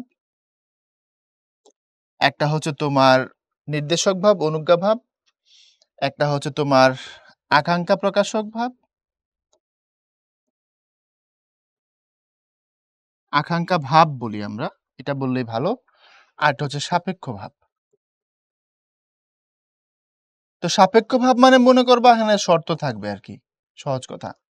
এখন মেঘ বৃষ্টি হলে ফসলের ক্ষতি হবে, তাহলে ফসলের ক্ষতি হওয়াটা ডিপেন্ড করছে বৃষ্টি হওয়ার উপর। বাবা আসলে সবকিছুর মীমাংসা হবে, মীমাংসা হওয়াটা ডিপেন্ড করছে বাবা আসার উপর। মাঠে গেলেই খেলা হবে, খেলা হওয়াটা ডিপেন্ড করছে মাঠে যাওয়ার উপর। এই জাতীয় বাক্যগুলোকে সাপেক্ষ ভাবের ক্রিয়া বলে। আকাঙ্ক্ষা প্রকাশক ভাবকে বোঝার জন্য আমি একটা ইংরেজি শব্দ বলি, সেটা হচ্ছে নো রিঅ্যাকশন। আমাদের কাছে মনে হইতে পারে আকাঙ্ক্ষা মানে এখানে ইচ্ছা বুঝাইছে, না, এখানে আকাঙ্ক্ষা মানে ইচ্ছা বুঝায় নাই, নো রিঅ্যাকশন। সে আসে আসুক, বৃষ্টি হয়ে হোক, সে যায় যাক, সে মরে মরুক, সে বলে বলুক, এই জাতীয় কথাগুলোকে আকাঙ্ক্ষা প্রকাশক ভাবের ক্রিয়া বলে। আর অনুজ্ঞা ভাব বলতে তো বুঝতেই পারছো, আদেশ থেকে শুরু করে প্রার্থনা পর্যন্ত যতগুলো আছে এই সবগুলোকে বলা হয় অনুজ্ঞা ভাবের ক্রিয়া। এখন যদি বলা হয় যে যে বাক্যগুলো, দরজা বন্ধ করে দাও, আমার সামনে থেকে যাও, বই নিয়ে পড়তে বসো, রোদ্র দৌড়াবে না, তারপরে হোমওয়ার্ক না করে স্কুলে আসবে না, এই যে যেগুলো নিষেধ, আর তো বুঝতে পারো অনুরোধ, উপদেশ, ইচ্ছা, প্রার্থনা, অল আর যেগুলো আছে সবগুলো অনুজ্ঞা ভাবের ক্রিয়া। এখন ভেজালটা যেটা লাগাবে হলো নির্দেশক ভাবটা। কেন? নির্দেশক ভাবটা দুই রকমের, দুই জায়গায় নির্দেশক ভাব হয়। যদি তুমি কোনো প্রশ্ন জানতে চাও এটাও নির্দেশক ভাব, যদি কোনো বিবৃতি দাও এটাও নির্দেশক ভাব। এই হচ্ছে ভেজাল, এই হচ্ছে ভেজাল। কেন ভেজাল? আসো তোমরা দেখাই। এই ভাবগুলো যদি না বুঝো তাহলে তুমি কেন বিপদে পড়বা আর কি। অ্যাকচুয়ালি বিসিএস এ একটা প্রশ্ন আসছে, এবার আমার একটি বিচিত্র অভিজ্ঞতা হলো। এবার আমার একটি বিচিত্র অভিজ্ঞতা হলো। এবার আমার একটি বিচিত্র অভিজ্ঞতা হলো, মনোযোগ দিও, এই জায়গাটার মধ্যে ভেজাল আছে। হ্যাঁ, পরীক্ষায় প্রশ্ন ছিল এবার আমার একটি বিচিত্র অভিজ্ঞতা হলো, এখানে কোন ভাবের ক্রিয়া আছে, এবং উত্তর ছিল নির্দেশাত্মক ভাব। তোমরা চাইলে বিসিএস এর প্রিলিমিনারি প্রশ্নগুলো দেখতে পারো, এবং আমরা দেখতে এগুলো উৎসাহিত করি। তোমাদের প্রশ্নে তো আমরা এগুলো রাখি, যেখানে যেটা দরকার হয় সবগুলোতে রাখি এমন না, সব প্রশ্নে রাখি এমন না, টপিক যেটা ম্যাচ করে যেটা দরকার মনে করি সেটা রাখি। এবং ভালো হয় তোমরা যদি মিনিমাম 35 বিসিএস এর পরে এখন পর্যন্ত লাস্ট যে বিসিএস হয়েছে সেই প্রিলির প্রশ্নগুলোকে সলভ সহ পড়ে ফেলো, সবগুলো প্রশ্ন। তাহলে 35, 36, 37, 38, 40, তারপরে 41, 43, 44, 45, 46, 10টা প্রিলি হয়েছে। 10টা প্রিলিতে তোমার হচ্ছে প্রতি প্রিলিতে 200 করে প্রশ্ন থাকে। তো 200 প্রশ্ন তোমার তো সব পড়া লাগবে না, তুমি পড়বা বাংলা, ইংলিশ আর জিকে, এটুকুই তুমি পড়বা বি ইউনিটের হিসাবে। তাহলে জিকেতে হলো তোমার 60টা প্রশ্ন, আর বাংলা আর ইংলিশ মিলে হলো 35, 35, 70টা প্রশ্ন। তাহলে 130টা করে কোশ্চেন প্রতি পিলিতে। তাহলে 10টার মধ্যে তুমি যদি পড়ো 130টা করে, তাহলে 1000, আর হলো 30 × 300, 1300 এমসিকিউ পড়ে ফেলো, অত্যন্ত উপকার হবে। কই থেকে পড়বা? বাজারে অ্যাভেলেবল আছে যে কোনো প্রিলির একটা গাইড কিনে নাও, বিশেষ প্রশ্ন ব্যাংক বলে এটাকে, এটা কিনে নিবা। প্রফেসরস অ্যাসুরেন্স এগুলো হলে ভালো হয়, বুঝছো? আমাদের উত্তরণের বই আছে, বাট উত্তরণের বই তো তুমি একটা করে কিনতে পারবে না, ফুল প্যাকেজ তোমাকে নিতে হবে। তোমার দরকার নেই, তুমি বাজার থেকে একটা প্রফেসরসের বা অ্যাসুরেন্সের একটা বিসিএস এর প্রিলিমিনারি প্রশ্ন ব্যাংক ওটা কিনে নিবা, নিয়ে ওখানে মনে হয় 10 বিসিএস থেকে দেওয়া আছে, তুমি 35 বিসিএস এর পরে যেগুলো আছে এগুলো পড়ো অ্যাটলিস্ট। এরপরে পেছনে পারলে 34, 33 যাবা, তবে একদম ওই 10 থেকে শুরু করে দিও না, দরকার নেই। পিছনের গুলো পণ্ডশ্রম, আধুনিক বিসিএস থেকে পিছন দিকে যাবা, মিনিমাম 35-এ গেলে ভালো, এরপরে 2-1টা পারলে পড়ো, অথবা দরকার নেই। এখন এই প্রশ্নে আমি, এটা আমার শেষ বিসিএস ছিল, আমি পরীক্ষা দিয়ে বের হওয়ার পরে অনেকের সাথে কথা হয়েছে, আমার বন্ধু বান্ধব ছিল ওই সেন্টারে, তো ওরা আমারে বলতে তুই তো বাংলা টিচার, এখানে আমরা আটকাইছি, ভেজাল হয়েছে, কি হয়েছে ক? নির্দেশাত্মক ভাব। নির্দেশাত্মক ভাব কেমনে হয়? এটা তো আদেশ টাদেশ করা হয়, নির্দেশ তো করা হয় নাই।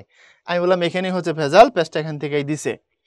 নির্দেশক ভাব বা নির্দেশাত্মক ভাব মানে হচ্ছে যদি কোনো, ভালো মতো বোঝো, যদি কোনো বাক্যে প্রশ্ন জিজ্ঞাসা করা হয়, কোথা থেকে এসেছেন, কোথায় যাবেন, কি নাম আপনার, আপনার বয়স কত, আপনি কি করেন, এ যদি প্রশ্ন করে এটাকেও নির্দেশক ভাব বলে। যদি কোনো সাধারণ বিবৃতি দেয় অ্যাসার্টিভ সেন্টেন্সের মতো করে সেটাকেও নির্দেশাত্মক ভাবই বলে।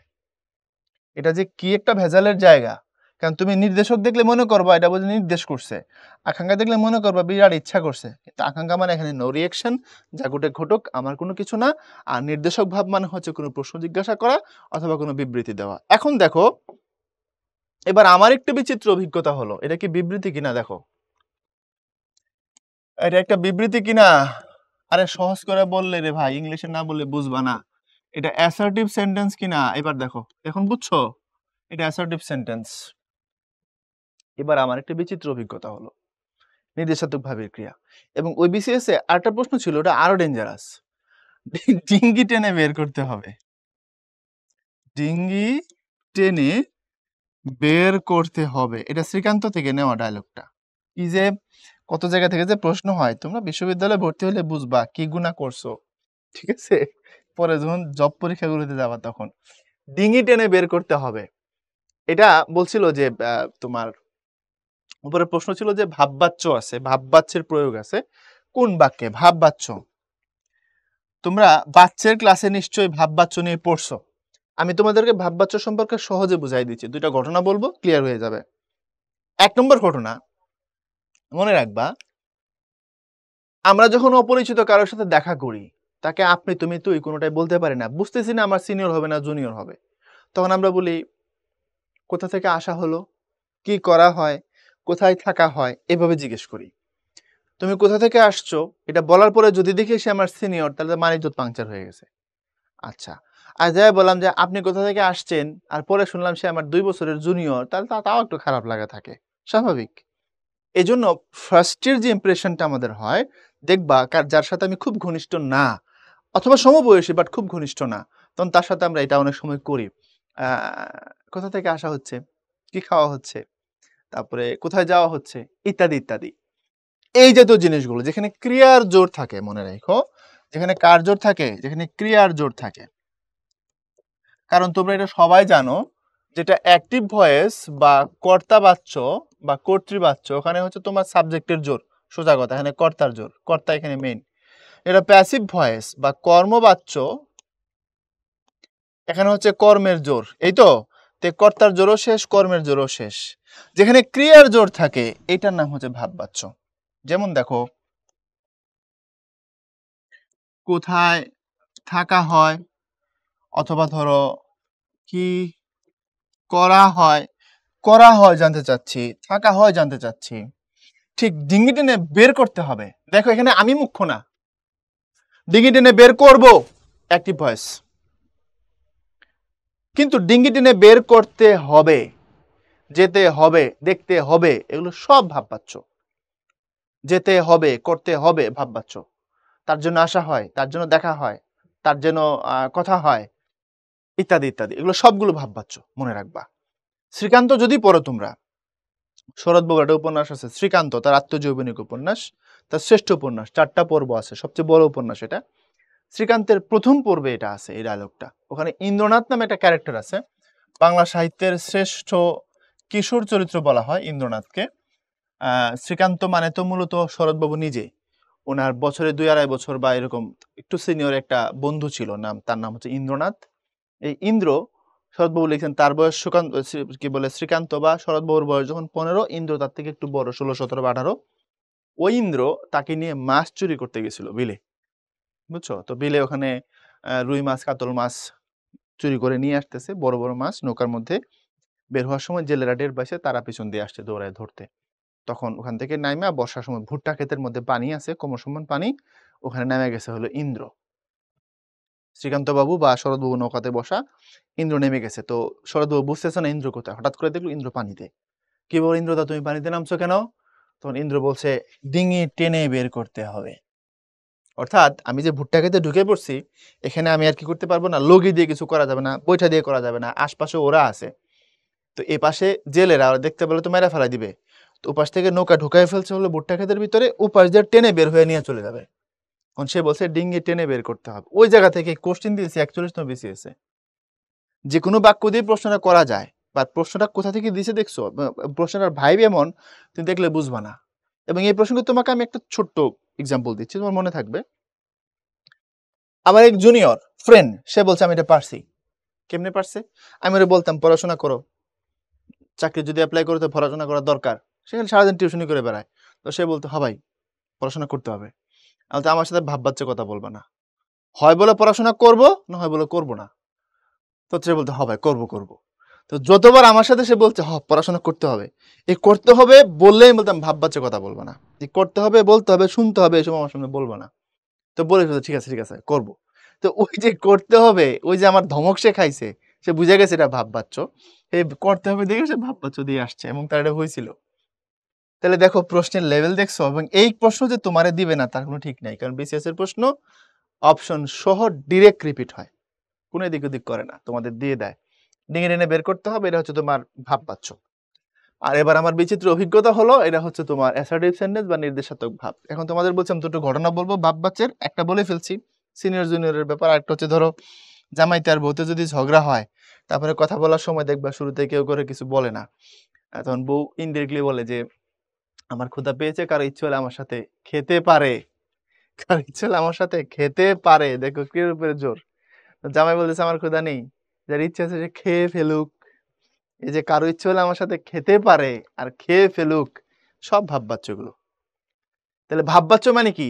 আমি, তুমি, আপনি, তুমি, তুই, এগুলো বাদ দিয়ে ক্রিয়া দিয়ে কাজ চালানো। বউ তো বলতেছে না আমার সাথে আসো খাবে, জামাই তো বলতেছে না তুমি খাও আমি খাবো না। এসব না বলে তারা ক্রিয়ার উপর দিয়ে কাজ চালাই দিচ্ছে। কারো ইচ্ছে হলে আমার সাথে খেতে পারে। এবার বুঝছো? আর ভুল হওয়ার কথা না ভাববাচ্য। এরপরে আসো, আমরা যেখান থেকে গেছিলাম, অঙ্ক করতে ভুল করো না। তাহলে করো না, এটা একটা ভুল। ভুল বা কোটা ভুল রস্যকার হবে। এখন করতে আর কষতে আর অঙ্ক, কেউ কেউ অঙ্কটাকে ভুল নিছেন, অনুসারের জায়গায় দিয়ে তারা একটা ভুল নিছেন। এটা হচ্ছে কারো কারো ক্ষেত্রে এটা একটা ভুল। আবার কেউ কেউ করতের জায়গায় কষতে একটা ভুল। এখন চারটা যদি ভুল নেওয়া হয় তাহলে অঙ্কটা ভুল এটা। আর কষতে করতে যেটা, এটা হচ্ছে কষতে এটা। এখন তুমি যদি অঙ্কটাকে ভুল নাও অঙ্ক দিয়ে, এটা একটা। করতে যদি কষতে নাও, এটা একটা ভুল, একটা করো না একটা। তাহলে কয়টা হলো? 1 2 3 4। সেক্ষেত্রে ভুল হলো 4টা। কোনো কোনো বইতে আবার অঙ্কটা নিছে কিন্তু কষতেটা নেয় নাই, ওটা করতেই রাখছে। বুঝছো? এই জন্য সলিউশন এখানে একদম যদি অথেন্টিসিটি খোঁজো তাহলে ভুল 4টা নেওয়া উচিত। 3টা কিন্তু নেওয়া আছে, আমি তোমার বলে দিলাম, কিন্তু 4টা নিবা। যদি এমন হয় কোনো কোনো ক্ষেত্রে আমাদের মাস্টার প্রশ্ন ব্যাংকের সাথে আমার সলিউশন যদি একটু ম্যাচ না করে, তাহলে মনে রাখবা আমি ক্লাসে যেটা দিছি এটা ঠিক, এটা নিবা। বুঝতে পারছি কথাটা? কারণ বইতে তো আমরা প্রচুর প্রশ্ন দিছি, একটু এদিক ওদিক হতে পারে, ওটা আমি আমার টিম নিয়েই করেছি, বাট সেখানে গ্যাপ থাকতে পারে, ওটা আমরা পরবর্তী এডিশনে ইনশাআল্লাহ ঠিক করে দেবো। এই জন্য মনে রাখো যেখানে কন্ট্রাডিকশন হবে, ভাই যেটা ক্লাসে বলবো এটা নিয়ে রাখবা, এটা নিয়ে আবার পেস লাগাই দিও না। এই জন্য এখানে 4টা, এটা ভালো উত্তর, মনে রাখো। তবে অনেক জায়গায় তুমি 3টা পাবা, পাইতে পারো। এই জন্য অঙ্ক করতেটা কষতে নেওয়া উচিত, অঙ্ক কষতে ভুল করো না, কারণ অঙ্ক করা হয় না, অঙ্ক কষতে হয়। এরপরে আসো, কোনটি অপপ্রয়োগের উদাহরণ? একত্র, অধীনস্থ, চিন্তিত, প্রত্যাশিত। আচ্ছা, কোনটি অপপ্রয়োগের উদাহরণ? দেখো, প্রত্যাশিত ঠিক আছে, তোমাকে চিন্তিত দেখাচ্ছে, এটাও ঠিক আছে, সবগুলো বই একত্র করে, এটাও ঠিক আছে। তাহলে বাকি থাকলো অধীনস্থ, এটা ভুল, এটা অপপ্রয়োগের উদাহরণ। তাহলে এটা ঠিক কি হবে? এটা হবে অধীন, এটা ঠিক। কারণ এই স্থ, এটা একটা ধাতু, অবস্থিত, স্থা এখান থেকে আসে আর কি, স্থরা স্থা ধাতুর রূপ। তো এখন এটা এখানে আসার দরকারই নাই। অধীন মানেই সে আমার অধীন, স্থ ধাতুর ব্যবহার এই জায়গায় বাহুল্য। এই জন্য অধীনস্থ এটা কোনো ইয়ের না, সিস্টেমের কথা না, এটা ভুল, এটা ঠিক নাই। নিচের কোন বাক্যটি শুদ্ধ? আপনি সবান্ধব আমন্ত্রিত, আপনি সবান্ধবে আমন্ত্রিত, আপনি সবান্ধব আমন্ত্রিত, আপনি সবান্ধব আমন্ত্রিত। দেখো সবান্ধব, এই যে স আর সর যে পার্থক্যটা দেখো বারবার কাজে লাগতেছে। এই স মানে নিজ, আর এই স মানে সহ। এখন এই কথার টোনটা থেকে তুমি কোন অর্থ উদ্ধার করছো? আপনি সবান্ধব আমন্ত্রিত, এর অর্থটা কি নিছো তুমি? আপনি নিজের বন্ধু বান্ধব নিয়ে আসেন, এটা নিছো? নাকি আপনি বন্ধু বান্ধব সহ আমন্ত্রিত, কোনটা নিবা অর্থ? আপনি নিজের বউ নিয়ে আসেন আর ফ্যামিলি নিয়ে আসেন, কোনটা নিবা অর্থ? ফ্যামিলি নিয়ে আসেন। সিম্পল হিসাব, আপনি বন্ধু সহ আসবেন, তাহলে সবান্ধব এটা গেছে প্রথমেই শেষ। সবান্ধবে বলাটাও ভুল, সবান্ধব সহ ডাবল ভুল।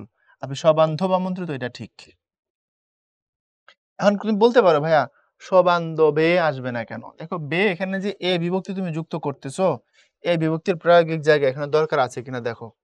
আপনি সস্ত্রীক যেখানে বলছিলা তুমি, তুমি ঠিক হিসাবে তো এই রূপটাকে কাউন্ট করেছিলে, সস্ত্রীক এটাই তো নিছিলাম আমরা। তো এটা কি তুমি এরকম লিখছিলা যে আপনি সস্ত্রীককে আমন্ত্রিত, তাই কি লিখছিলা? তো ওখানে যদি কে দিতে না পারো, এখানে বে দিবা কি জন্যে? ওখানেও এ নাই, এখানেও এ নাই, ডিসমিস। নিচের কোনটি অপপ্রয়োগের দৃষ্টান্ত? একত্রিত, সপরিবার, শ্রীমতী, সার্ধশত। সার্ধশত ঠিক আছে, 150। শ্রীমতী মেয়েদের ক্ষেত্রে, শ্রীমান ছেলেদের ক্ষেত্রে হিন্দুরা ব্যবহার করে এটা। সপরিবার তো বুঝতেই পারছো ঠিক, তাহলে একত্রিতটা এটা অপপ্রয়োগ, এটা হবে একত্র। এমনকি কোনো কোনো বইতে আমি পড়ছি সঠিক কথাটাকে অপপ্রয়োগ ধরছে তারা। ঠিকই আছে, ভুল নেই। সঠিক কেন অপপ্রয়োগ? তোমার কথা সঠিক। তো স শব্দের অর্থ কি পড়লাম এতক্ষণ? সব শব্দের অর্থ সাথে বা স শব্দের অর্থ সহ। তাহলে তোমার কথা সঠিক লাগছে পেস, দিছি পেস লাগায়া। এখন কি করবা? তোমার কথা সঠিক তো বলা যাচ্ছে না, তোমার কথা ঠিক এইটা। কোনো কোনো বইতে এটাও বলছে যে এটার এই প্রয়োগটা ভুল, গ্রামাটিক্যাল এটা ঠিক। ওকে, এরপরে আসো কোনটি অপপ্রয়োগ নয়? দৈন্যতা, পৌরসত্ব, প্রাবল্যতা, আবশ্যকতা। দেখো এখানে অ্যাডজেক্টিভ আর নাউনের ভেজাল তৈরি হয়েছে, ঠিক না? অ্যাডজেক্টিভ আর নাউনের ভেজাল। কোনটি অপপ্রয়োগ নয় মানে ঠিক প্রয়োগ চাইছে? আবশ্যকতা, প্রাবল্যতা, পৌরসত্ব, দৈন্যতা। এটা ঠিক আছে, কারণ তুমি কোথায় ব্যবহার করছো তার উপরে ডিপেন্ড করবে তুমি আবশ্যক লিখবা নাকি আবশ্যকতা লিখবা। ঠিক ঠিক না কথাটা? আচ্ছা, এখন আবার খেয়াল করো, প্রাবল্যতা হয় না প্রাবল্য হয়, পৌরসত্ব হয় না পৌরুষ হয়, দৈন্যতা হয় না দৈন্য হয়। তাইলে এর আবশ্যকতা নেই, আমার কাছে এর কোনো আবশ্যকতা নেই। আমরা বলতে পারি দেখো, আমার কাছে এর বললাম না, আমার কাছে তোমার কোনো আবশ্যকতা নেই বলা যাবে, নাউন দিয়ে করছি, ফাইন, কোনো অসুবিধা নেই। আবশ্যক বানানটাও ঠিক, বাট এখানে আসবে না। আচ্ছা, এখানে প্রাবল্যতা ভুল, এটা প্রাবল্য হয়। পৌরসত্ব বলতে কোনো কথা নাই, পৌরুষ শব্দটা এইভাবেই ঠিক। পৌরুষ মানে হচ্ছে পুরুষের যে গুণ সেটা, মানে হচ্ছে তোমার manly behaviour, alpha man behaviour ওরকম হলে সেটা পৌরুষ বলে। এরপরে হচ্ছে দৈন্যতা, খেয়াল করে দেখো, দৈন্যতা কথাটা ঠিক না, কথাটা হবে দৈন্য। এটা চারটা ফরম্যাটে ঠিক, ভালো করে বুঝো।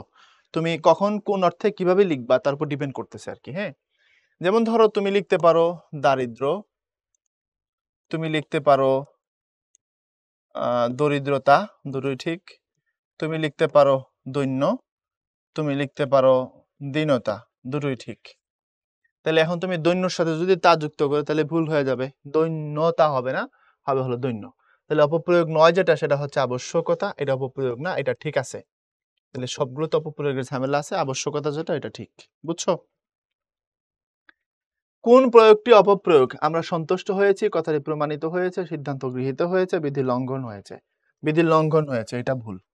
আমরা সন্তুষ্ট হয়েছি, ঠিক আছে, প্রমাণিত হয়েছে, ঠিক আছে, সিদ্ধান্ত তো গৃহীতই হয়েছে, পাস্ট টেন্সে চলে গেছে তাহলে গৃহীত হবে। আর যেহেতু এখানে হয়েছে পাস্ট টেন্সে গেছে তাহলে লঙ্ঘন কি করে হয়? এটা হবে বিধি লঙ্ঘিত হয়েছে, এটা ঠিক। লঙ্ঘিত মানে পেছনের দিকে চলে গেছে, পাস্ট টেন্স। বিধি লঙ্ঘিত হয়েছে, লঙ্ঘন না। কোন বাক্যটিতে অপপ্রয়োগ ঘটেনি? সকল লোকেরা ক্ষুধার্ত, আমি আদালতে সাক্ষী দেব না, জ্বলন্ত আগুনের শিখায় চারপাশ উজ্জ্বল হয়েছে, সে আদালতে সাক্ষ্য দেবে। এখন দেখো, অপপ্রয়োগ ঘটেনি, ঘটেনি মানে তোমার এখানে শুদ্ধ বাক্য খুঁজতে বলছে। তাহলে সকল লোকেরা ক্ষুধার্ত, সকল লোকেরা বহুবচন, ঝামেলা হয়েছে। দুইবার বহুবচন নিলে বাহুল্য দোষ বলা হয়, প্রয়োজনের অতিরিক্ত শব্দ ব্যবহার, ইংলিশে বলা হয় রিডান্ডেন্সি। যেমন ধরো টিচার ক্লাস নিচ্ছে, একজন ছাত্র কোনো কিছু একটা মিস করে গেছে, তো সে স্যারকে বলছে, sir please, sir sir please repeat again. এখন দেখো এই রিপিট শব্দের অর্থ কি? রিপিট শব্দের অর্থ হলো সে অ্যাগেইন। এখন দেখো এই রিপিটের ভিতরে এগেইন আছে, তাহলে তুমি যখন রিপিট বলবা তখন আর এগেইন বলার দরকার নাই, তুমি জাস্ট এটা বললে হয়, স্যার প্লিজ রিপিট। ঠিক না কথাটা? তাহলে এখন তুমি রিপিটের পরে এগেইন বলে, এটা যেমন ইংলিশে রিডান্ডেন্সি হয়, কথাটা যেমন বাহুল্য দোষ হয় ইংরেজি অনুযায়ী, বাংলাতে এটা বলা হয় বাহুল্য দোষ। ওকে, আচ্ছা, আমি আদালতে সাক্ষী দেব না, যেহেতু আমি নিজে সাক্ষী, আমি যেটা দেব সেটা হচ্ছে সাক্ষ্য, সো এটাও এক ধরনের ভুল। জ্বলন্ত আগুনের শিখায় চারপাশ উজ্জ্বল হয়েছে, জ্বলন্ত আগুনের শিখায় চারপাশ উজ্জ্বল হয়েছে, সে আদালতে সাক্ষ্য দেবে। এখন দেখো জ্বলন্ত আগুনের শিখায়, তো জ্বলন্ত আগুন, আগুন কি জ্বলে নাকি? কথাটা কি বুঝতেছো আমার? সরি, আগুন, আগুন জ্বলন্ত, তুমি আগুন দিয়ে অন্য কিছু জ্বালাইছো সেটা জ্বলে যাচ্ছে, বুঝো না কথাটা? জ্বলন্ত কাঠ, ধরো কারো ঘরে আগুন লাগছে, আল্লাহ মাফ করুক, জ্বলন্ত ঘর বাড়ি জ্বলে যাচ্ছে, এটা। আগুন জ্বলছে না, আগুন অন্যকে জ্বালায় দেয়, তাহলে এই জায়গায় একটা ভুল আছে, অর্থগত দিকে ঝামেলা আছে।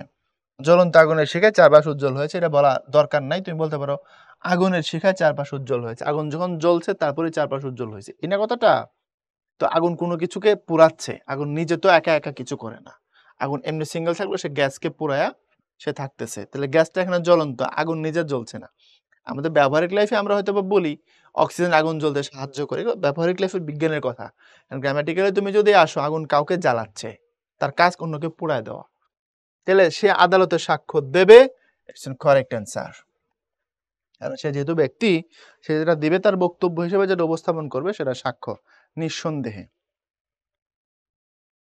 কোন শব্দটির প্রয়োগ শুদ্ধ? বৈশিষ্ট্যতা, সৌন্দর্যতা, দারিদ্রতা, বিচিত্রতা। বৈশিষ্ট্যতা ভুল, বিশিষ্টতা হয়, সৌন্দর্যতা ভুল, বিচিত্রতা ভুল, দারিদ্রতা ঠিক আছে। এটা দারিদ্রতা হতে পারে, অথবা দরিদ্র হতে পারে, অথবা দৈন্য হতে পারে, অথবা দীনতা হতে পারে, সব ঠিক। তুমি যে কোনো ফরম্যাটে এগুলো ব্যবহার করতে পারো, যেটা যখন দরকার হবে। এরপরে আসো, কোন বাক্যটি শুদ্ধ? রাঙামাটি পার্বতীয় এলাকা, আপনি সপরিবারে আমন্ত্রিত, আমি অপমান হয়েছি, অনেক ছাত্রছাত্রীরা নিয়মিত পড়ে। অনেক বহুবচন, ছাত্রছাত্রীরা বহুবচন। অপমান হয়েছি হবে না, এটা হবে আমি অপমানিত হয়েছি। এরপরে আপনি সপরিবারে আমন্ত্রিত, এটা ঠিক, কারণ পরিবার সহ আসবেন। রাঙামাটি পার্বতীয় এলাকা, এটা ভুল, কথাটা হবে পার্বত্য এলাকা, এটা হবে কথা, তাহলে এটাও ভুল। আমরা পাইলাম আপনি সপরিবারে আমন্ত্রিত, এটা ঠিক। আষাঢ় শ্রাবণ এই 2 মাস শরৎকাল, এই বাক্যে কোন ধরনের ভুল আছে? এই বাক্যে আছে হচ্ছে তোমার যোগ্যতা। আষাঢ় ও শ্রাবণ এই 2 মাস শরৎকাল, আষাঢ় এবং শ্রাবণ এই 2 মাস মিলে হচ্ছে বর্ষাকাল, বলছে শরৎকাল।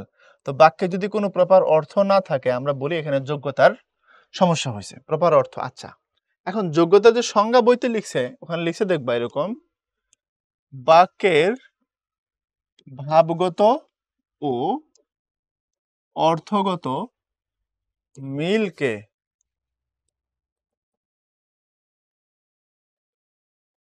যোগ্যতা বলে। বাক্যের ভাবগত ও অর্থগত মিলকে যোগ্যতা বলে।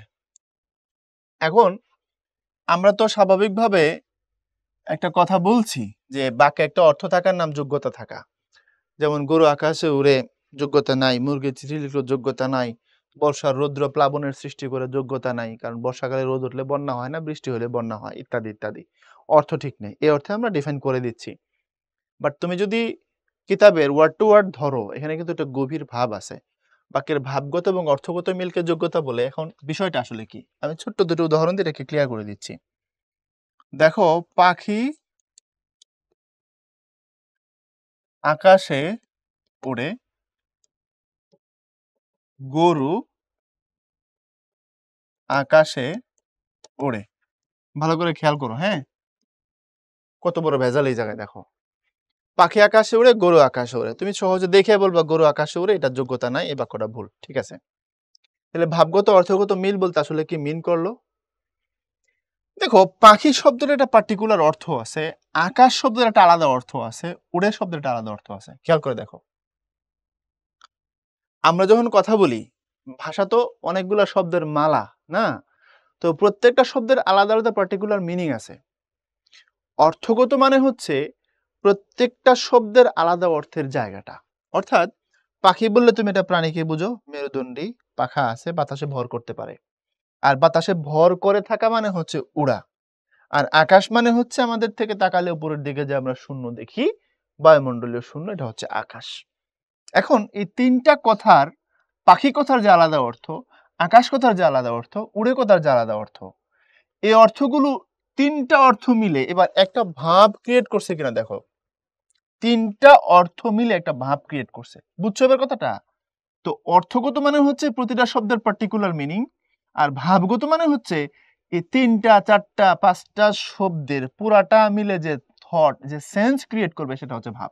এখন এই তিনটা কথার অর্থ আর ভাব মিল আছে না নাই? আছে। পাখি বলতে আমরা এমন কিছুকেই বুঝি যেটা আকাশের শূন্যে ভর করতে পারে।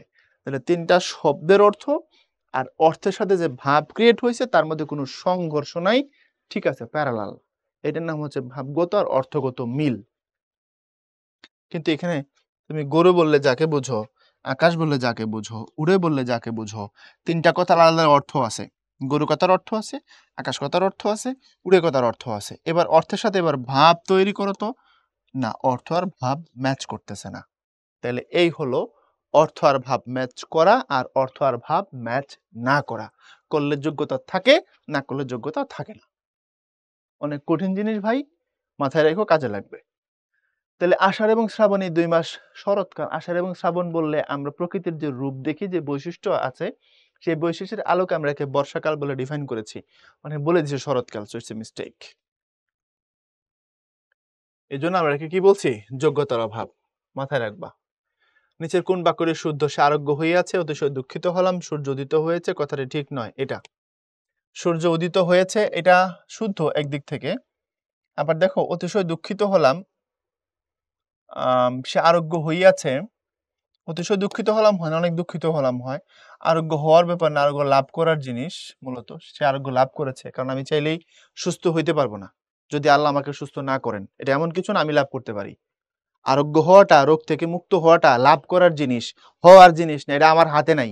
আমি পাইলে হব, না পাইলে হব না। তাইলে আরোগ্য হয়েছে কথাটা ঠিক না, আরোগ্য লাভ করেছে এটা ঠিক।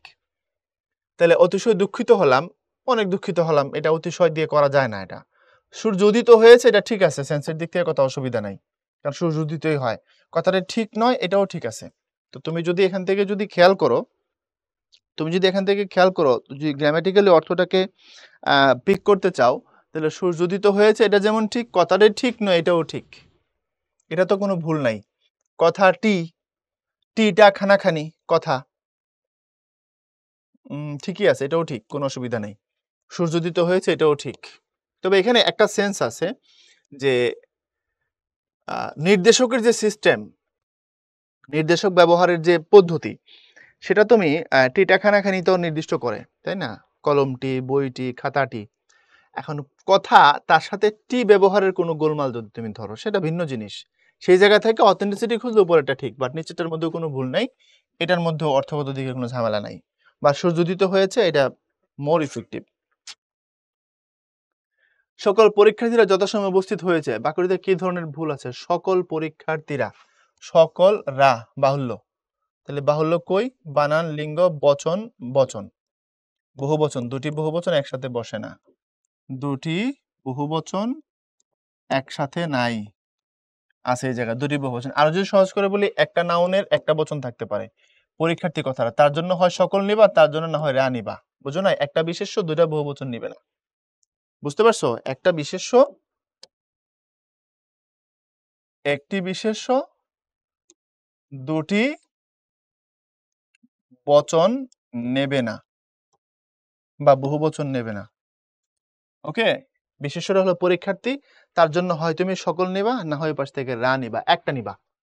বচনজনিত ভুল, একাধিক বহুবচন মানে অতিরিক্ত কথা, মানে বাহুল্য দোষ। কোন বাক্যটি অশুদ্ধ নয়, মানে শুদ্ধ খুঁজতে বলছে। সে খাই, তারা যাইতেছে, আমরা ঠিক সময়ে ফিরে আসিব, চংক্রমণী গতি, সর্বনাশ। তাহলে এখান থেকে যদি আমরা করতে চাই, আমরা ঠিক সময়ে ফিরে আসিব, তারা যাইতেছে, দেখো সে খাই হবে না, সে হবে সে খায়, আমি হইলে হবে খাই। এটা বানান গঠিত ঝামেলা আছে। তারা যাইতেছে আর আমরা ঠিক সময়ে ফিরে আসিব, এখন পেজ ধরলে দুই জায়গাতে তুমি ক্রিয়ার রূপে সাধুতে ধরতে পারো। তারা যাইতেছে না বলে তারা যাচ্ছে বলতে পারো, এই দিক থেকে ঠিক। আবার ফিরে আসিব, এটাও তো ভুল। তাহলে ফিরে আসব, তারা যাচ্ছে। আচ্ছা, একটু খেয়াল করো, যেহেতু আমরা বলছি যে যাবতীয় কথাবার্তাকে নিতে হবে হলো চলিত রূপে, আমরা ঠিক সময় ফিরে আসিব, তাহলে এটা ফিরে আসব, যাচ্ছে, খায়ের সমস্যা, সবগুলো তিনটা দিতে সমস্যা। তাহলে উপরটা, আচ্ছা সংক্রমণ না তো, এটা চংক্রমণের গতি, এটা ঠিক, কারণ বাকি প্রত্যেকটা তুমি ভুল পাচ্ছ। খাই হবে খায়, যাইতেছে হবে যাচ্ছে, ফিরে আসিবেটা হবে ফিরে আসবো। তাহলে যেহেতু অপশন টেস্ট করলে বর্জন নীতিতে তো বুঝো, এটা ভুল, এটা ভুল, এটা ভুল, এরকম বর্জন নীতিতে অপশন টেস্ট করে বাকি তিনটাকে বাদ দিতে পারছি, সো উপরেরটা ঠিক। কোনটি সঠিক? সর্ব বিষয়ে বাহুল্যতা বর্জন করবে, সর্ব বিষয়ে বহুময়তা বর্জন করবে, সর্ব বিষয়ে বহুল্য বর্জন করবে, সর্ব বিষয়ে বাহুল্য বর্জন করবে। দেখো এখানে সর্ব বিষয় বাহুল্যতা, বহুময়তা, সর্ব বিষয়ে বহুল্য, তাহলে তিনটাই ভুল। সর্ববিষয়ে বাহুল্য বর্জন করবে, এটা ঠিক। তারপরে আসো, নিচের কোনটি অপপ্রয়োগের দৃষ্টান্ত নয়? জন্ম বার্ষিকী অপপ্রয়োগ, বার্ষিক হবে। সপরিবার ঠিক। ইদানিং এর পরে কাল যুক্ত হয় না। ইদানিং বললে সাম্প্রতিক সময়কে নির্দেশ করে। অশ্রুর পরে জল যুক্ত হয় না। ইদানিং এ কাল থাকে না, অশ্রুর পরে জল থাকে না। জন্মবার্ষিকী বার্ষিকের এই কথা বলার পরে থাকে না। তাহলে সপরিবার এটা ঠিক আছে, এটা অপপ্রয়োগের দৃষ্টান্ত নয়।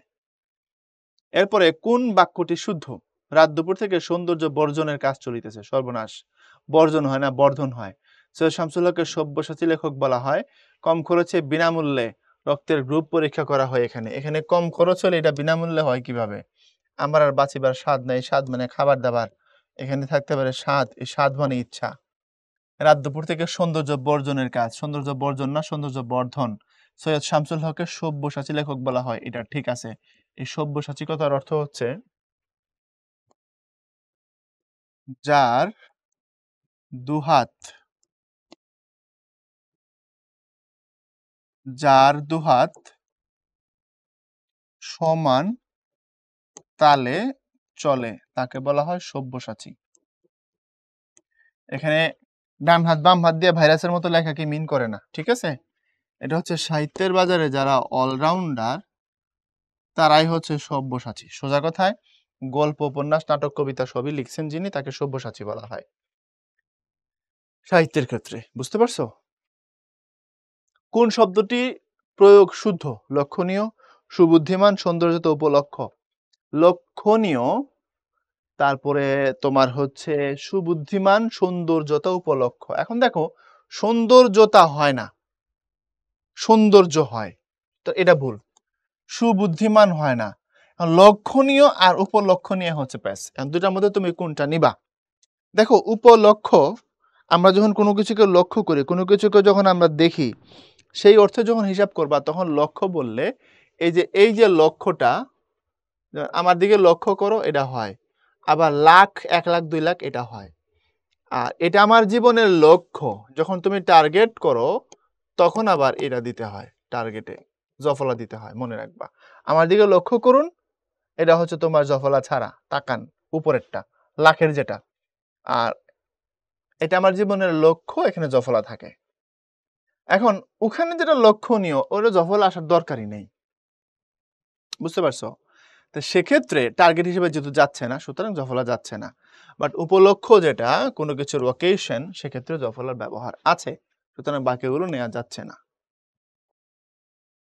আচ্ছা, কোনটি ভুল প্রয়োগ নয়? মরণোত্তর, স্বাধীনতাোত্তর, ভৌগোলিক সৌন্দর্যতা। স্বাধীনতাত্তর, মরণোত্তর ভুল প্রয়োগ নয়। স্বাধীনতাত্তর তো হয় না, স্বাধীনতা উত্তর হয়। তাহলে এটা ভুল। সৌন্দর্যতা ভুল, ভৌগোলিক ভুল, স্বাধীনতাত্তর ভুল, মরণোত্তর এটা ঠিক। মরণোত্তর মানে হচ্ছে মৃত্যু পরবর্তী সময়ে। অনেক সময় দেখবা কোনো কোনো মানুষ মারা গেলে তাদের মরণোত্তর বিভিন্ন পদক দেয়া হয়, বিভিন্ন উপাধি দেয়া হয়। সেক্ষেত্রে বিশেষত মরণোত্তর পদকই বেশি বেশি দেয়া হয়। দেখবা অনেকে মারা যাওয়ার পরে 21 পদক পাচ্ছেন, তাহলে মরণোত্তর। উত্তর মানে এখানে পরে। তো এই ছিল আয়োজন। আশা করি তোমাদের অনেকখানি উপকার হয়েছে এবং অনেক বিষয়ে তোমাদের ভয় কেটে গেছে। ভালো থাকবা। পরের লেকচারে আবার কথা হবে। আল্লাহ হাফেজ।